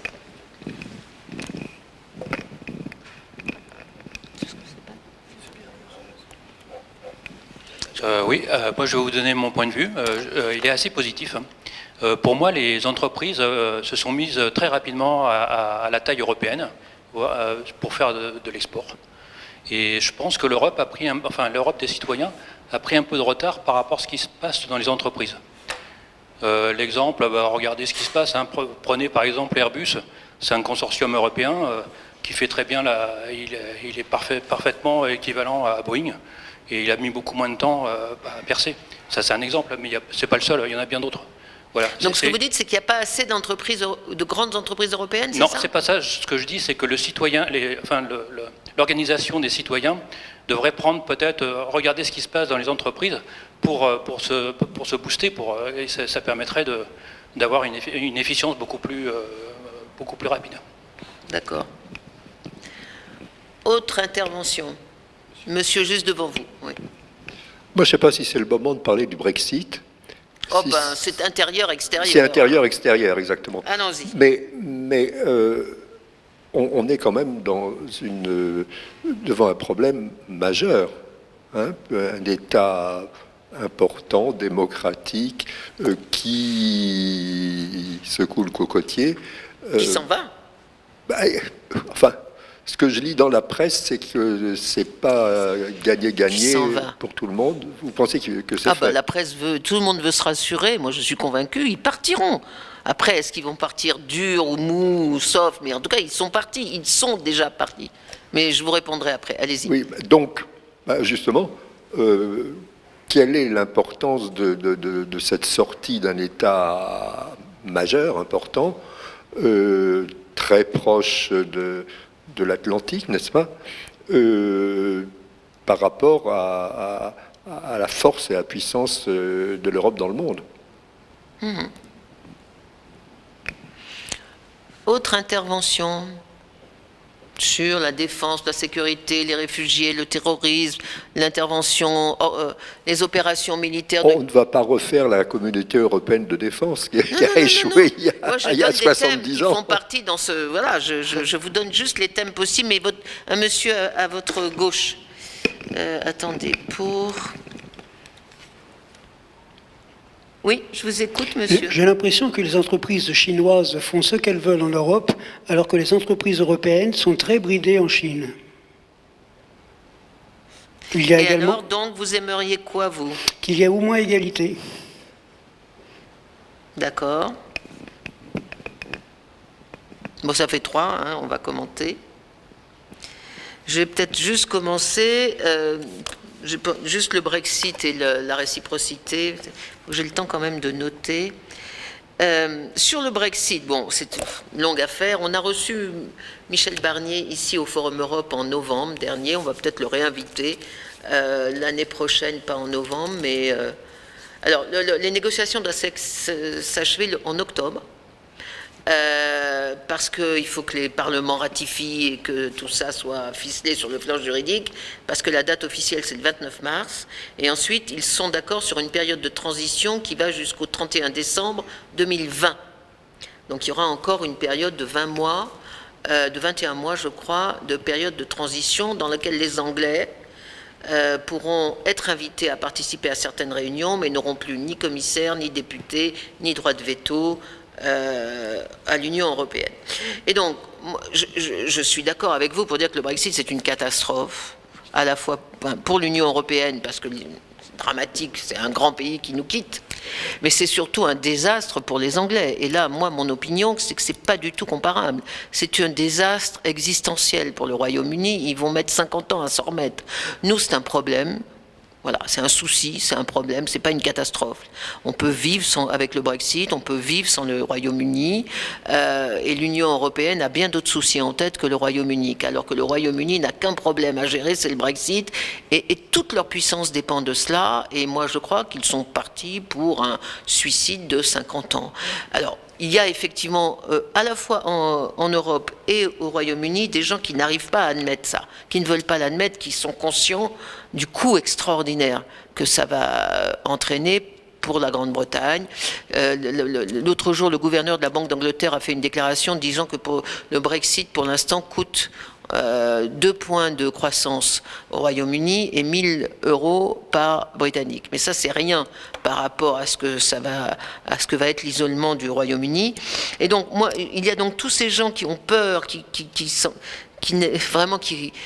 ne voulaient pas quitter l'Union européenne et qui essayent désespérément de se convaincre que ça n'arrivera pas. Et ben, pourtant ça arrivera parce que voilà, c'est une décision souveraine du Royaume-Uni et tout l'intérêt des Européens c'est de faire en sorte qu'ils partent dans de bonnes conditions, donc que le Brexit ait lieu, mais qu'après on arrive à négocier avec eux le meilleur accord possible d'association, comme on a des contrats d'association avec plein de pays au monde. Et c'est après que la négociation d'association pourra effectivement les maintenir le plus proche de nous. Mais ça sera un rapport d'association, c'est-à-dire ils seront plus membres de la famille européenne. Et en ce sens-là, même s'ils restent dans le marché unique après le Brexit, dans le cadre de cet accord d'association, malgré tout, ce sera une rupture définitive et je crois qu'il ne faut pas se faire d'illusions. Le Brexit a été voté par 52% et il aura lieu et il n'y aura pas de contre-référendum. Ça, je ne crois pas une seconde, même si je connais beaucoup de gens, en particulier dans la finance et dans le monde de l'entreprise, qui veulent se persuader du contraire. Quant à la réciprocité entre les entreprises chinoises et les entreprises européennes en Chine, vous avez parfaitement raison. La Commission européenne essaye mais c'est pas toujours facile. Les entreprises, enfin le marché chinois, le marché intérieur chinois est un marché gigantesque, absolument gigantesque, 1,5 milliard de gens. Les entreprises européennes sont très intéressées et sont prêtes à, pratiquement, la Commission est prête à beaucoup de choses pour permettre l'accès des entreprises européennes en Chine et en particulier à faciliter grandement la vie des entreprises chinoises. Et donc on donne plus à la Chine que la Chine ne nous autorise. Mais vous avez raison de dire, il n'y a pas de réciprocité aujourd'hui en la matière. D'ailleurs, c'est aussi un des grands griefs de Donald Trump vis-à-vis de la Chine, c'est d'avoir accès au marché américain et de ne pas ouvrir le marché chinois. Michel, vous voulez ajouter quelque chose? Oui, ça va être plus rapide parce que c'est des thématiques avec lesquelles je suis moins familier. Mais sur le Brexit, par rapport à la question du professeur Daniel Marchand, moi je regrette effectivement que le Royaume-Uni quitte l'Union européenne. C'est pas du tout pour balancer ce que je viens de dire, mais le Royaume-Uni, les gouvernements du Royaume-Uni au cours des décennies ont joué un rôle très négatif concernant l'évolution du droit social européen, c'est-à-dire qu'ils ont bloqué toute une série d'évolutions, ils ont réussi à obtenir des protocoles spécifiques pour ne pas appliquer un certain nombre de dispositions européennes, ils ont influencé de manière très négative les États de l'Est quand ils sont rentrés dans l'Union européenne, justement pour leur montrer qu'on pouvait peut-être ne pas appliquer certaines règles européennes, et le départ, si on peut trouver des aspects positifs qui ne compensent pas les aspects négatifs, mais le départ du Royaume-Uni modifie les rapports de force, notamment en redonnant sur la question du droit social beaucoup plus d'importance au couple franco-allemand et oblige les États de l'Est justement à réfléchir sur le modèle social qu'ils veulent mettre en œuvre, et la directive détachement de travailleurs est un bel exemple. Alors je suis en revanche très préoccupé pour les conséquences que cela va avoir sur les citoyens britanniques et notamment les personnes qui travaillent, parce que les effets vont être redoutables et on ne les mesure pas encore aujourd'hui complètement. Juste une remarque sur les entreprises qui s'organisent bien au niveau européen. Elles s'organisent peut-être bien sur le plan économique, sur le plan social, les résultats sont vraiment pas bons. Les entreprises européennes doivent toutes se doter d'un comité d'entreprises européen. Aujourd'hui, on est à peine à un tiers des entreprises européennes qui se dotent d'un comité d'entreprises européen. Et ça, je crois que c'est vraiment révélateur de quelque chose qui n'est pas bon. C'est-à-dire qu'il y a un modèle social qui est en train de s'imposer où on ferait bien fonctionner les entreprises sans la participation des salariés, et ce n'est pas sain. On devrait travailler davantage sur ces questions. L'Europe a permis qu'on adopte une directive sur le comité d'entreprise européen. C'est une excellente chose, sauf que la directive de révision n'est absolument pas à la hauteur des enjeux, et ça montre bien que les débats européens sont complexes, parce qu'on a eu une directive sur le comité d'entreprise européen qui était ambitieuse, qui allait dans le bon sens, et ensuite on a eu la directive de révision qui est vraiment très faible. Juste un mot sur le Brexit aussi, moi je regrette. Mais après tout, il y a quand même pas seulement le droit social, il y a plein de domaines où le départ des Anglais nous facilite la vie. Par exemple, en matière de défense européenne, qui est un sujet sur lequel j'ai travaillé pendant 10 ans, le départ des Anglais est une bonne nouvelle. C'est le veto qui s'en va. Donc, première chose, alors ça ne veut pas dire que je me félicite du départ de la Grande-Bretagne, mais il faut reconnaître qu'il n'y a pas que des soucis. Avec le départ des Anglais, on peut en tirer un certain nombre de bénéfices, et notamment le couple franco-allemand aujourd'hui a repris de l'importance qu'il avait perdu ces dernières années. Mais je répète ce que je dis, le Brexit, c'est d'abord un problème pour le Royaume-Uni. Et ils essayent de faire, alors là pour le coup ils sont très forts en communication, ils essayent de faire croire à l'opinion partout que c'est un problème commun. C'est faux, c'est absolument faux, c'est un problème des Anglais. Nous, ça nous crée des soucis techniques de renégociation. Il y a 750 accords commerciaux à renégocier. 750. Donc c'est compliqué. Ça va nous faire une perte de budget. Le budget britannique, c'est à peu près 12 à 13% du budget européen. Donc évidemment, ça nous crée des soucis. Mais le drame, il est à Londres. Il n'est pas chez nous, et il n'y a absolument pas d'égalité entre les deux acteurs. Et donc la négociation n'est pas une négociation win-win. Il y a un perdant, ils l'ont voulu, et puis il y a nous.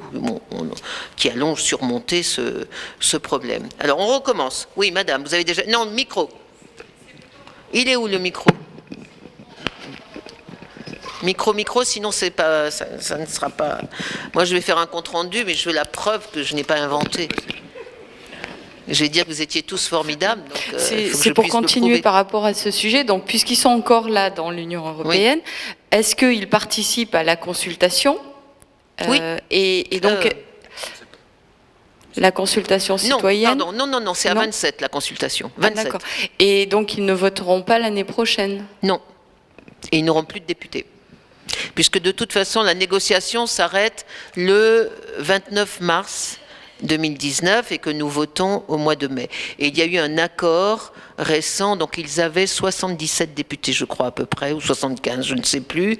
Il vient d'avoir un accord pour se répartir entre les pays, entre les 27, ce quota de députés, et nous, Français, on en a récupéré 5. Et les autres se répartissent. Seule l'Allemagne n'en a pas eu parce que l'Allemagne est déjà le pays qui a le plus grand nombre de députés. Et donc nous, on va passer de 74 à 79 députés, nous Français, puis l'Italie, l'Espagne. Enfin, il y a eu une négociation extrêmement difficile, mais finalement, donc le quota de députés britanniques est réparti entre les 27 qui restent. L'anglais est langue européenne parce que c'est la langue officielle de l'Irlande avec le gaélique et c'est la langue officielle également de Chypre avec le... Non, pas de Chypre, pardon, de Malte. Les Maltais ont l'anglais et le maltais. Donc ça reste une langue officielle de l'Union européenne. On continue sur les questions politiques étrangères, sécurité. Qui veut... Oui, allez-y.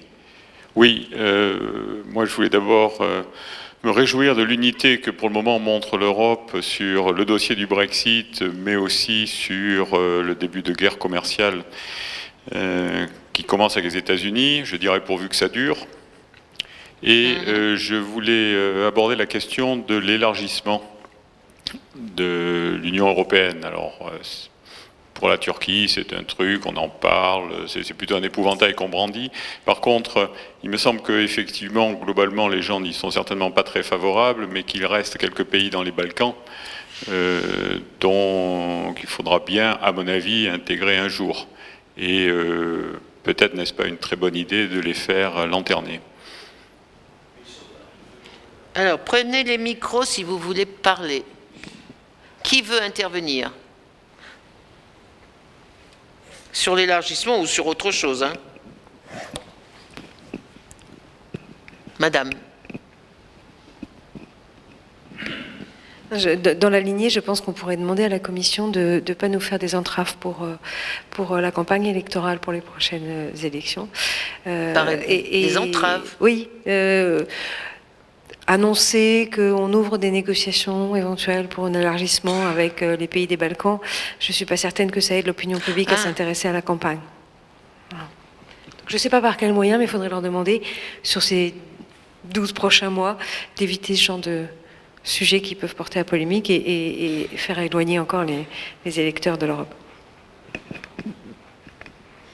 Oui, sur la question de la défense et de la sécurité, il y a des initiatives qui ont été prises récemment, qui sont bien timides, il faut bien le reconnaître. Mais est-ce qu'on peut vraiment imaginer une défense européenne unifiée ou au minimum coordonnée, étant donné qu'il n'y a aucune coordination sur les politiques étrangères et que nous sommes toujours membres de l'OTAN, c'est-à-dire finalement toujours pieds et poings liés avec les Américains ?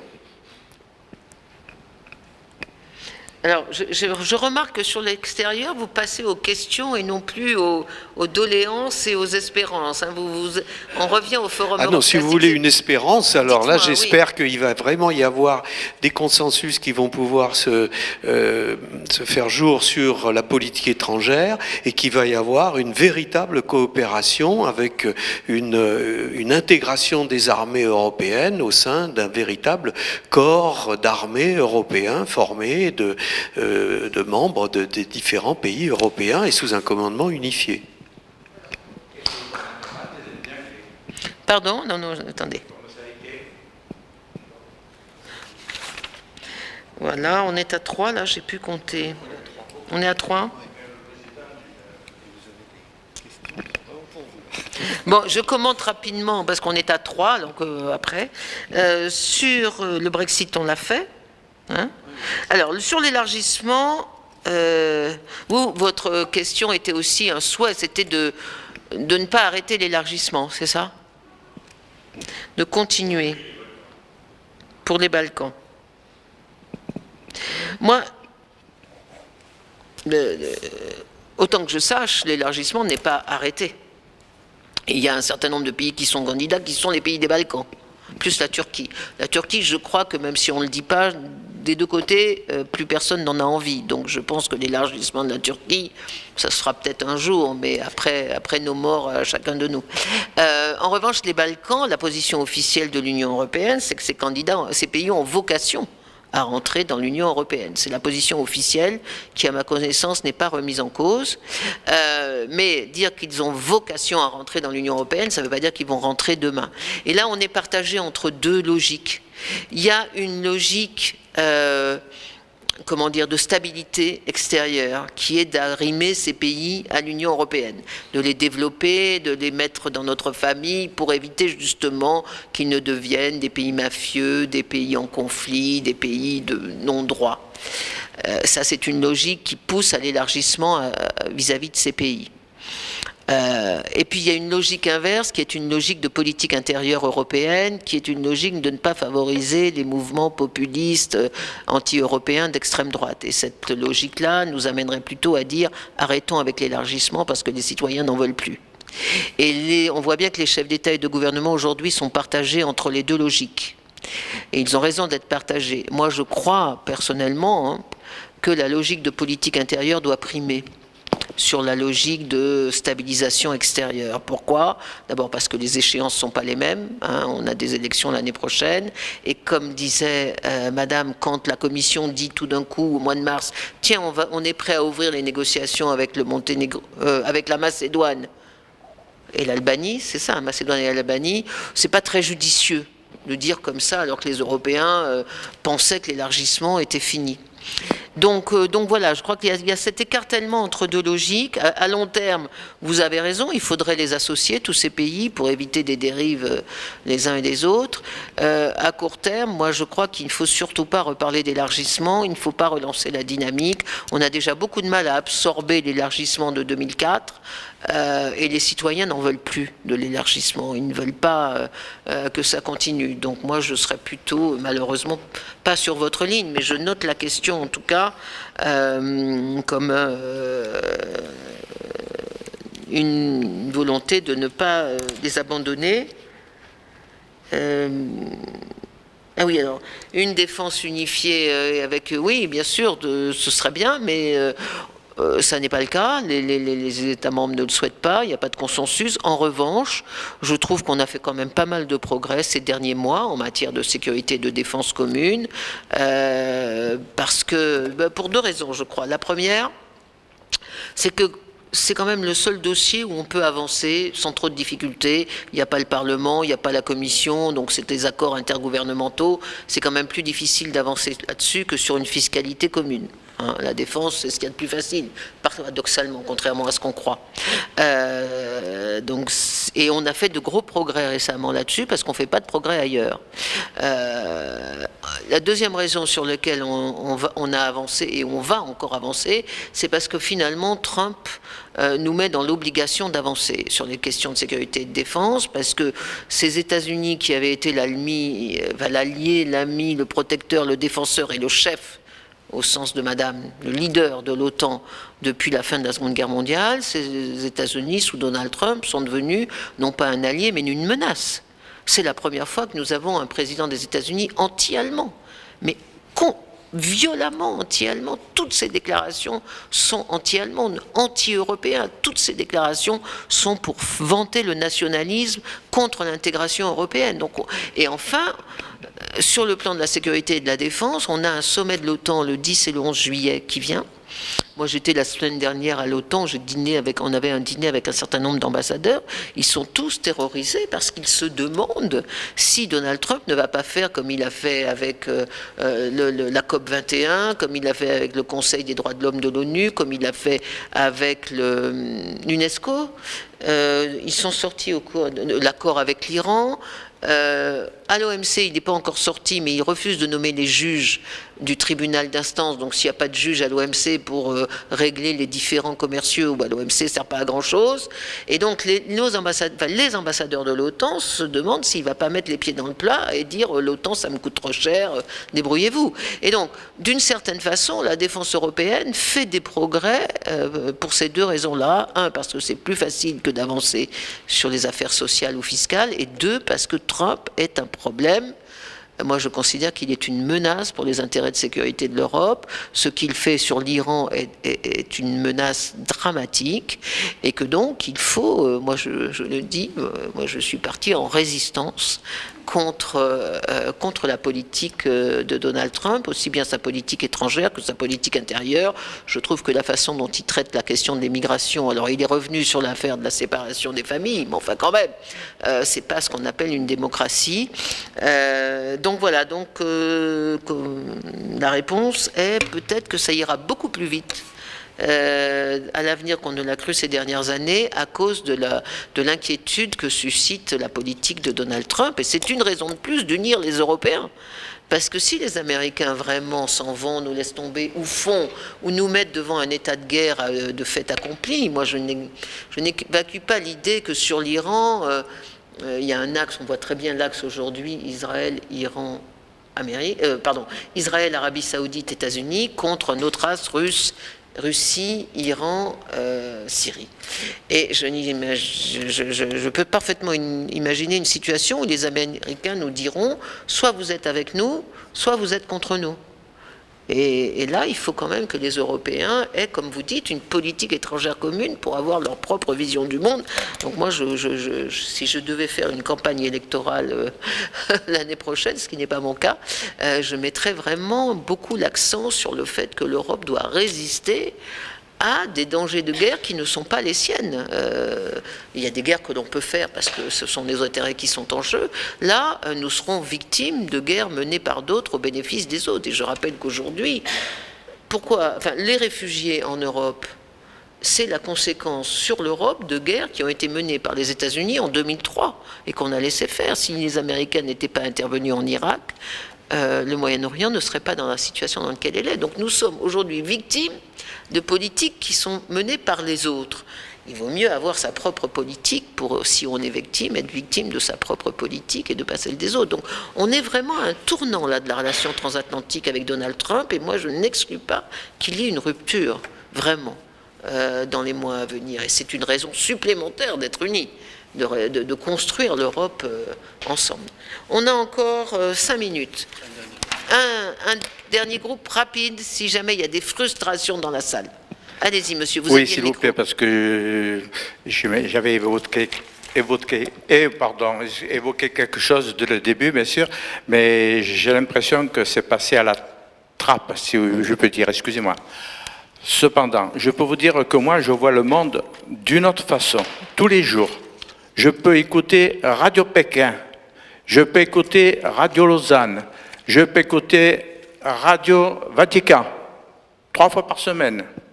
Et ça, personne ne le sait. De même qu'il y a un congrès mondial chaque année. L'année dernière, comme chaque année, il a lieu fin juillet et début août. Il a eu lieu à Séoul, Corée du Sud, et cette année à Lisbonne. Un congrès mondial de quoi, monsieur? D'espéranto. Ça existe? Et vous avez des personnalités formidables, des présidents d'académies, des scientifiques, toutes sortes de personnalités, voyez-vous. Et ça, bien sûr, personne ne s'en rend compte. Mais l'année dernière, par exemple, j'ai suivi tout le congrès sur Internet. Mais vous parlez espéranto? Mi parolas esperanton, certes. Quel vous diras, Alvi? Quand vous disiras que mi parlo Alvi? Tout à l'heure, je vous montrerai certaines choses, vous verrez. Guerre et mec. Non, mais je note, monsieur, je note. Bruno Slow. Besoin d'une langue commune. J'ai eu l'occasion, dernièrement, quand nous étions au ministère des Affaires étrangères, j'ai rencontré monsieur Urban Urban, Rompuy, mais il y a autre chose. Urban, Rompuy, je sais pas, il manque quelque chose dans son prénom, je crois, là. Eh bien, nous avons parlé, voyez-vous, de Bronislaw Geremek. Eh bien, ce monsieur qui a été le vice-président de l'Europe, quand même, il est décédé un certain 12 juillet d'un accident d'automobile. Oui. Eh bien, malheureusement, il devait venir en France le lendemain pour prendre la parole, bien sûr, à l'occasion de sa rentrée, et déclarer qu'il était espérantiste de tout jeune. Je ne le savais pas. Et Geremek a été un très grand président du Parlement. Et il est comment dirais-je, partisan, bien sûr, de plurilinguisme en Europe. Oui, mais merci monsieur. Mais maintenant, on était sur les questions extérieures. Est-ce qu'il Voilà. reste une Non, mais frustration? je voulais justement faire savoir que moi, je vois l'Europe d'une autre façon. Je l'ai noté, monsieur, il n'y a pas de Merci problème. beaucoup. Ça sera marqué dans le compte-rendu. J'ai encore monsieur derrière et après on arrête. Qui avait demandé de... Madame? Non? Qui d'autre? Non, non, je crois qu'elles ont eu... Non, parce que moi je voulais utiliser une technique qui paraît-il est possible au Parlement européen, qui est celle du cavalier législatif, et donc profiter de mon intervention pour revenir sur la première partie. Mais vous n'avez pas besoin de ces subtilités, vous pouvez le dire tout simplement, comme si vous êtes le dernier à prendre la parole. Allez-y. Oui, non, tout à fait. Dans les espérances, je voulais parler de l'initiative citoyenne européenne, qui est quelque chose qui a été lancé en 2012, qui est quand même, me semble-t-il, pour les citoyens, un moyen important de pouvoir faire remonter des questions, qui pour l'instant n'a pas été beaucoup utilisé, mais enfin, si la Commission a parlé du glyphosate, c'est bien à cause de cette initiative citoyenne européenne, et donc je considère que là il y a quelque chose quand même d'extrêmement positif, qui est peut-être un petit peu difficile à manier pour l'instant, qu'il faudrait peut-être améliorer, voire simplifier, mais qui est quand même quelque chose qui permet aux citoyens européens directement de faire remonter des sujets qui ensuite, auxquels ensuite la Commission doit répondre. Oui. Vous voulez dire quelque chose? Non, je dirais un mot globalement. Oui, juste sur ce point. Alors, un mot derrière, monsieur, mais après, il faut arrêter. Alors, je risque de revenir sur la deuxième section allez-y, de discussion.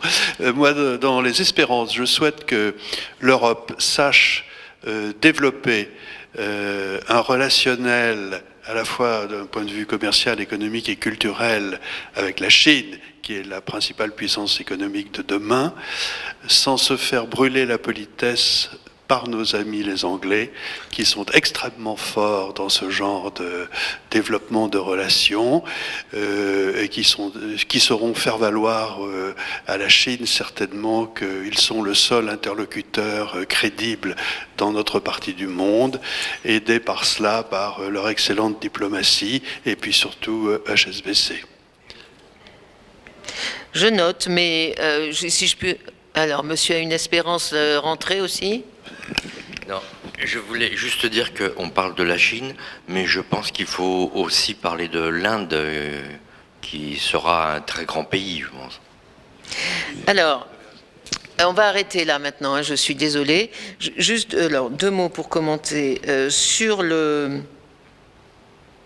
Oui, sur le fait que les Anglais vont nous brûler la politesse, comment on dit, pas brûler la politesse, si, brûler la politesse. Sur la Chine, oui, sans doute, parce qu'ils sont excellents, mais non.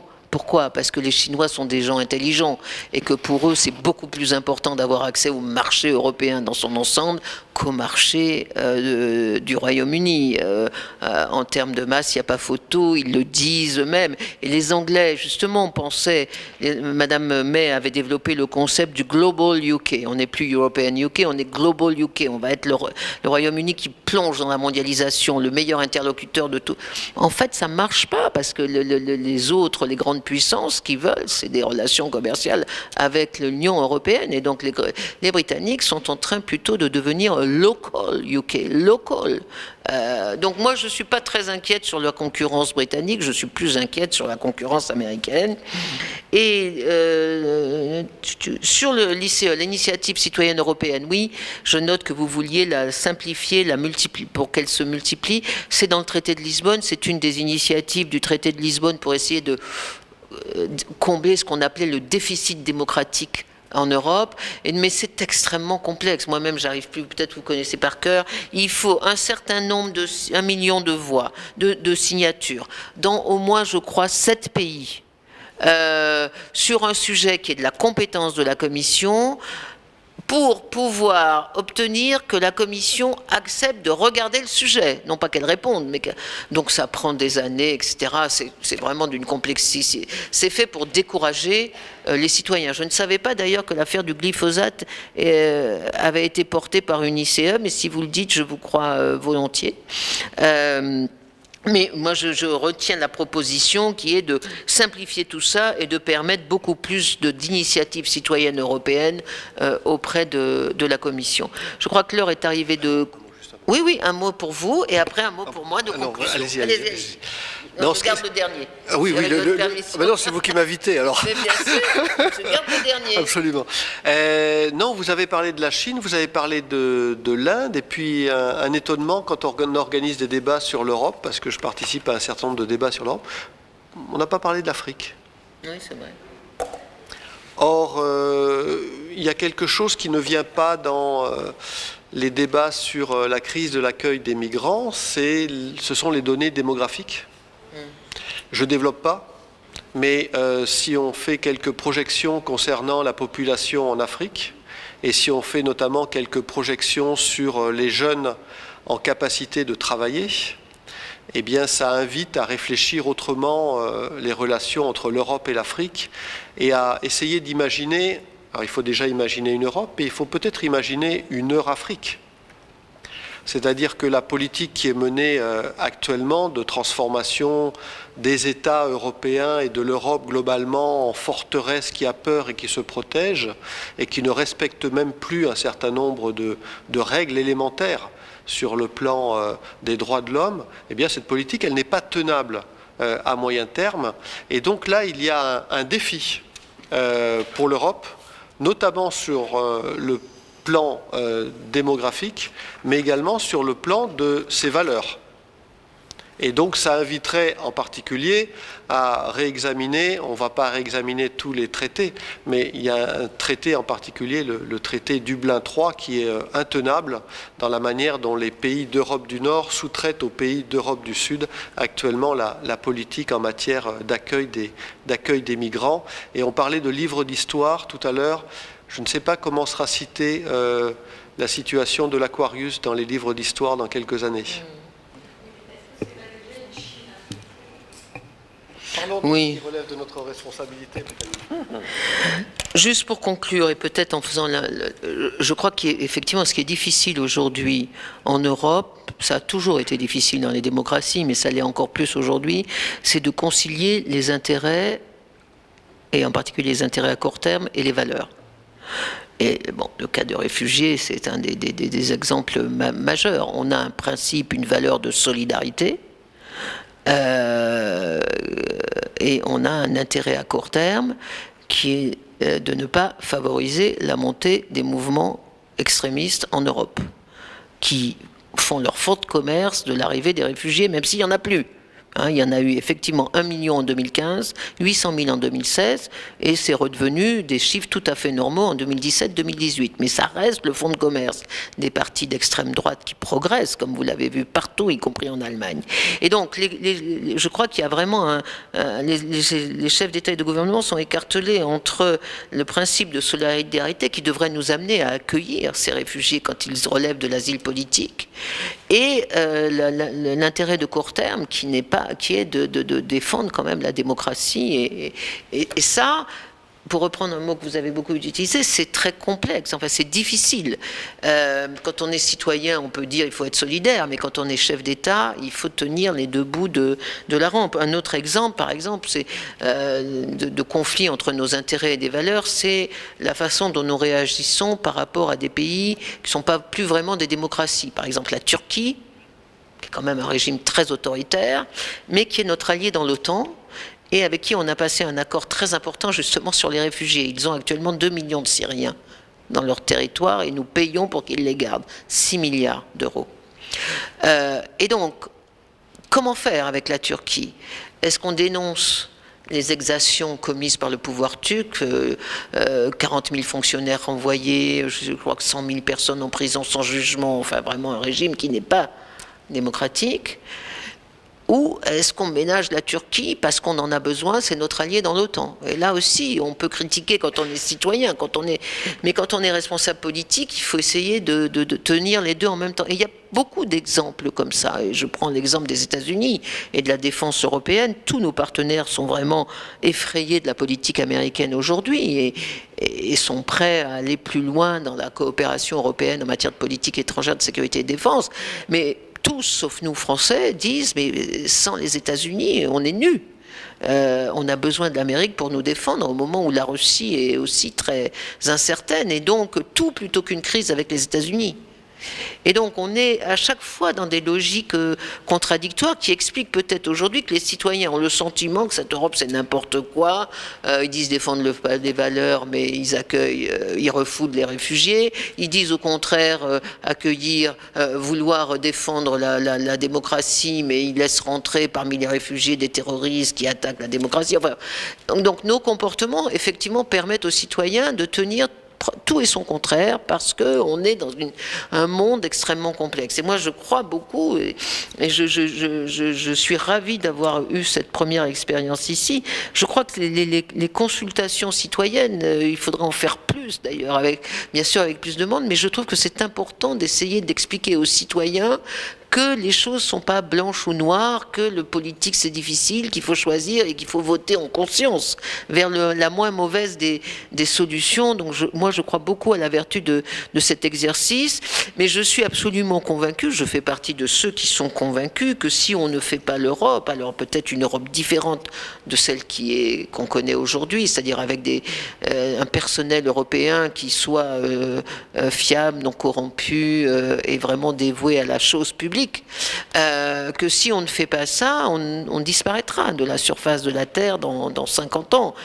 Si on revient aux nations, les nations, c'est peanuts.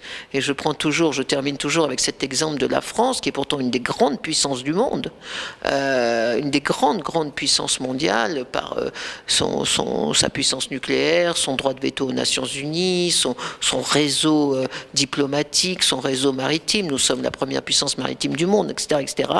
La France, malgré tout, quand on regarde les chiffres, c'est 1% du territoire mondial, 1% de la population mondiale, 1%, 4% du PIB mondial.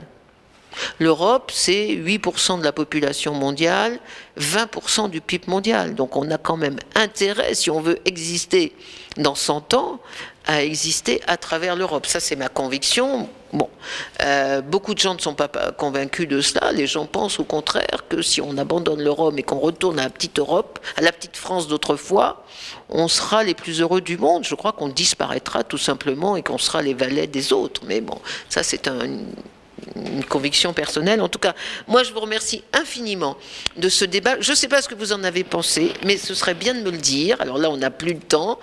Mon mail, il est partout, et vous avez le mail de Louisa Chérif, vous recevez ses invitations. Mon mail, c'est nomprénom@lecnam.net, comme tout le monde au CNAM, nomprénom@lecnam.net.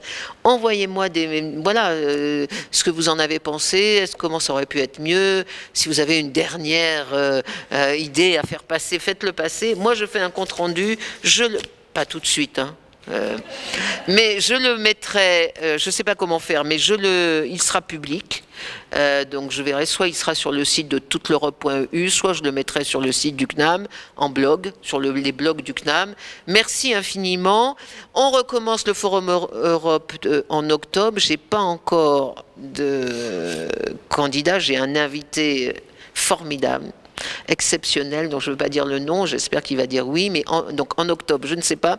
En novembre, nous aurons Daniel Cohen, qui est un des grands économistes français et qui viendra donc, je crois qu'en novembre, c'est le jeudi 15 novembre. Et en décembre, ce sera pas mal aussi, mais je n'ai pas la réponse encore. Donc merci et bel été. Merci Michel de cet exercice improvisé.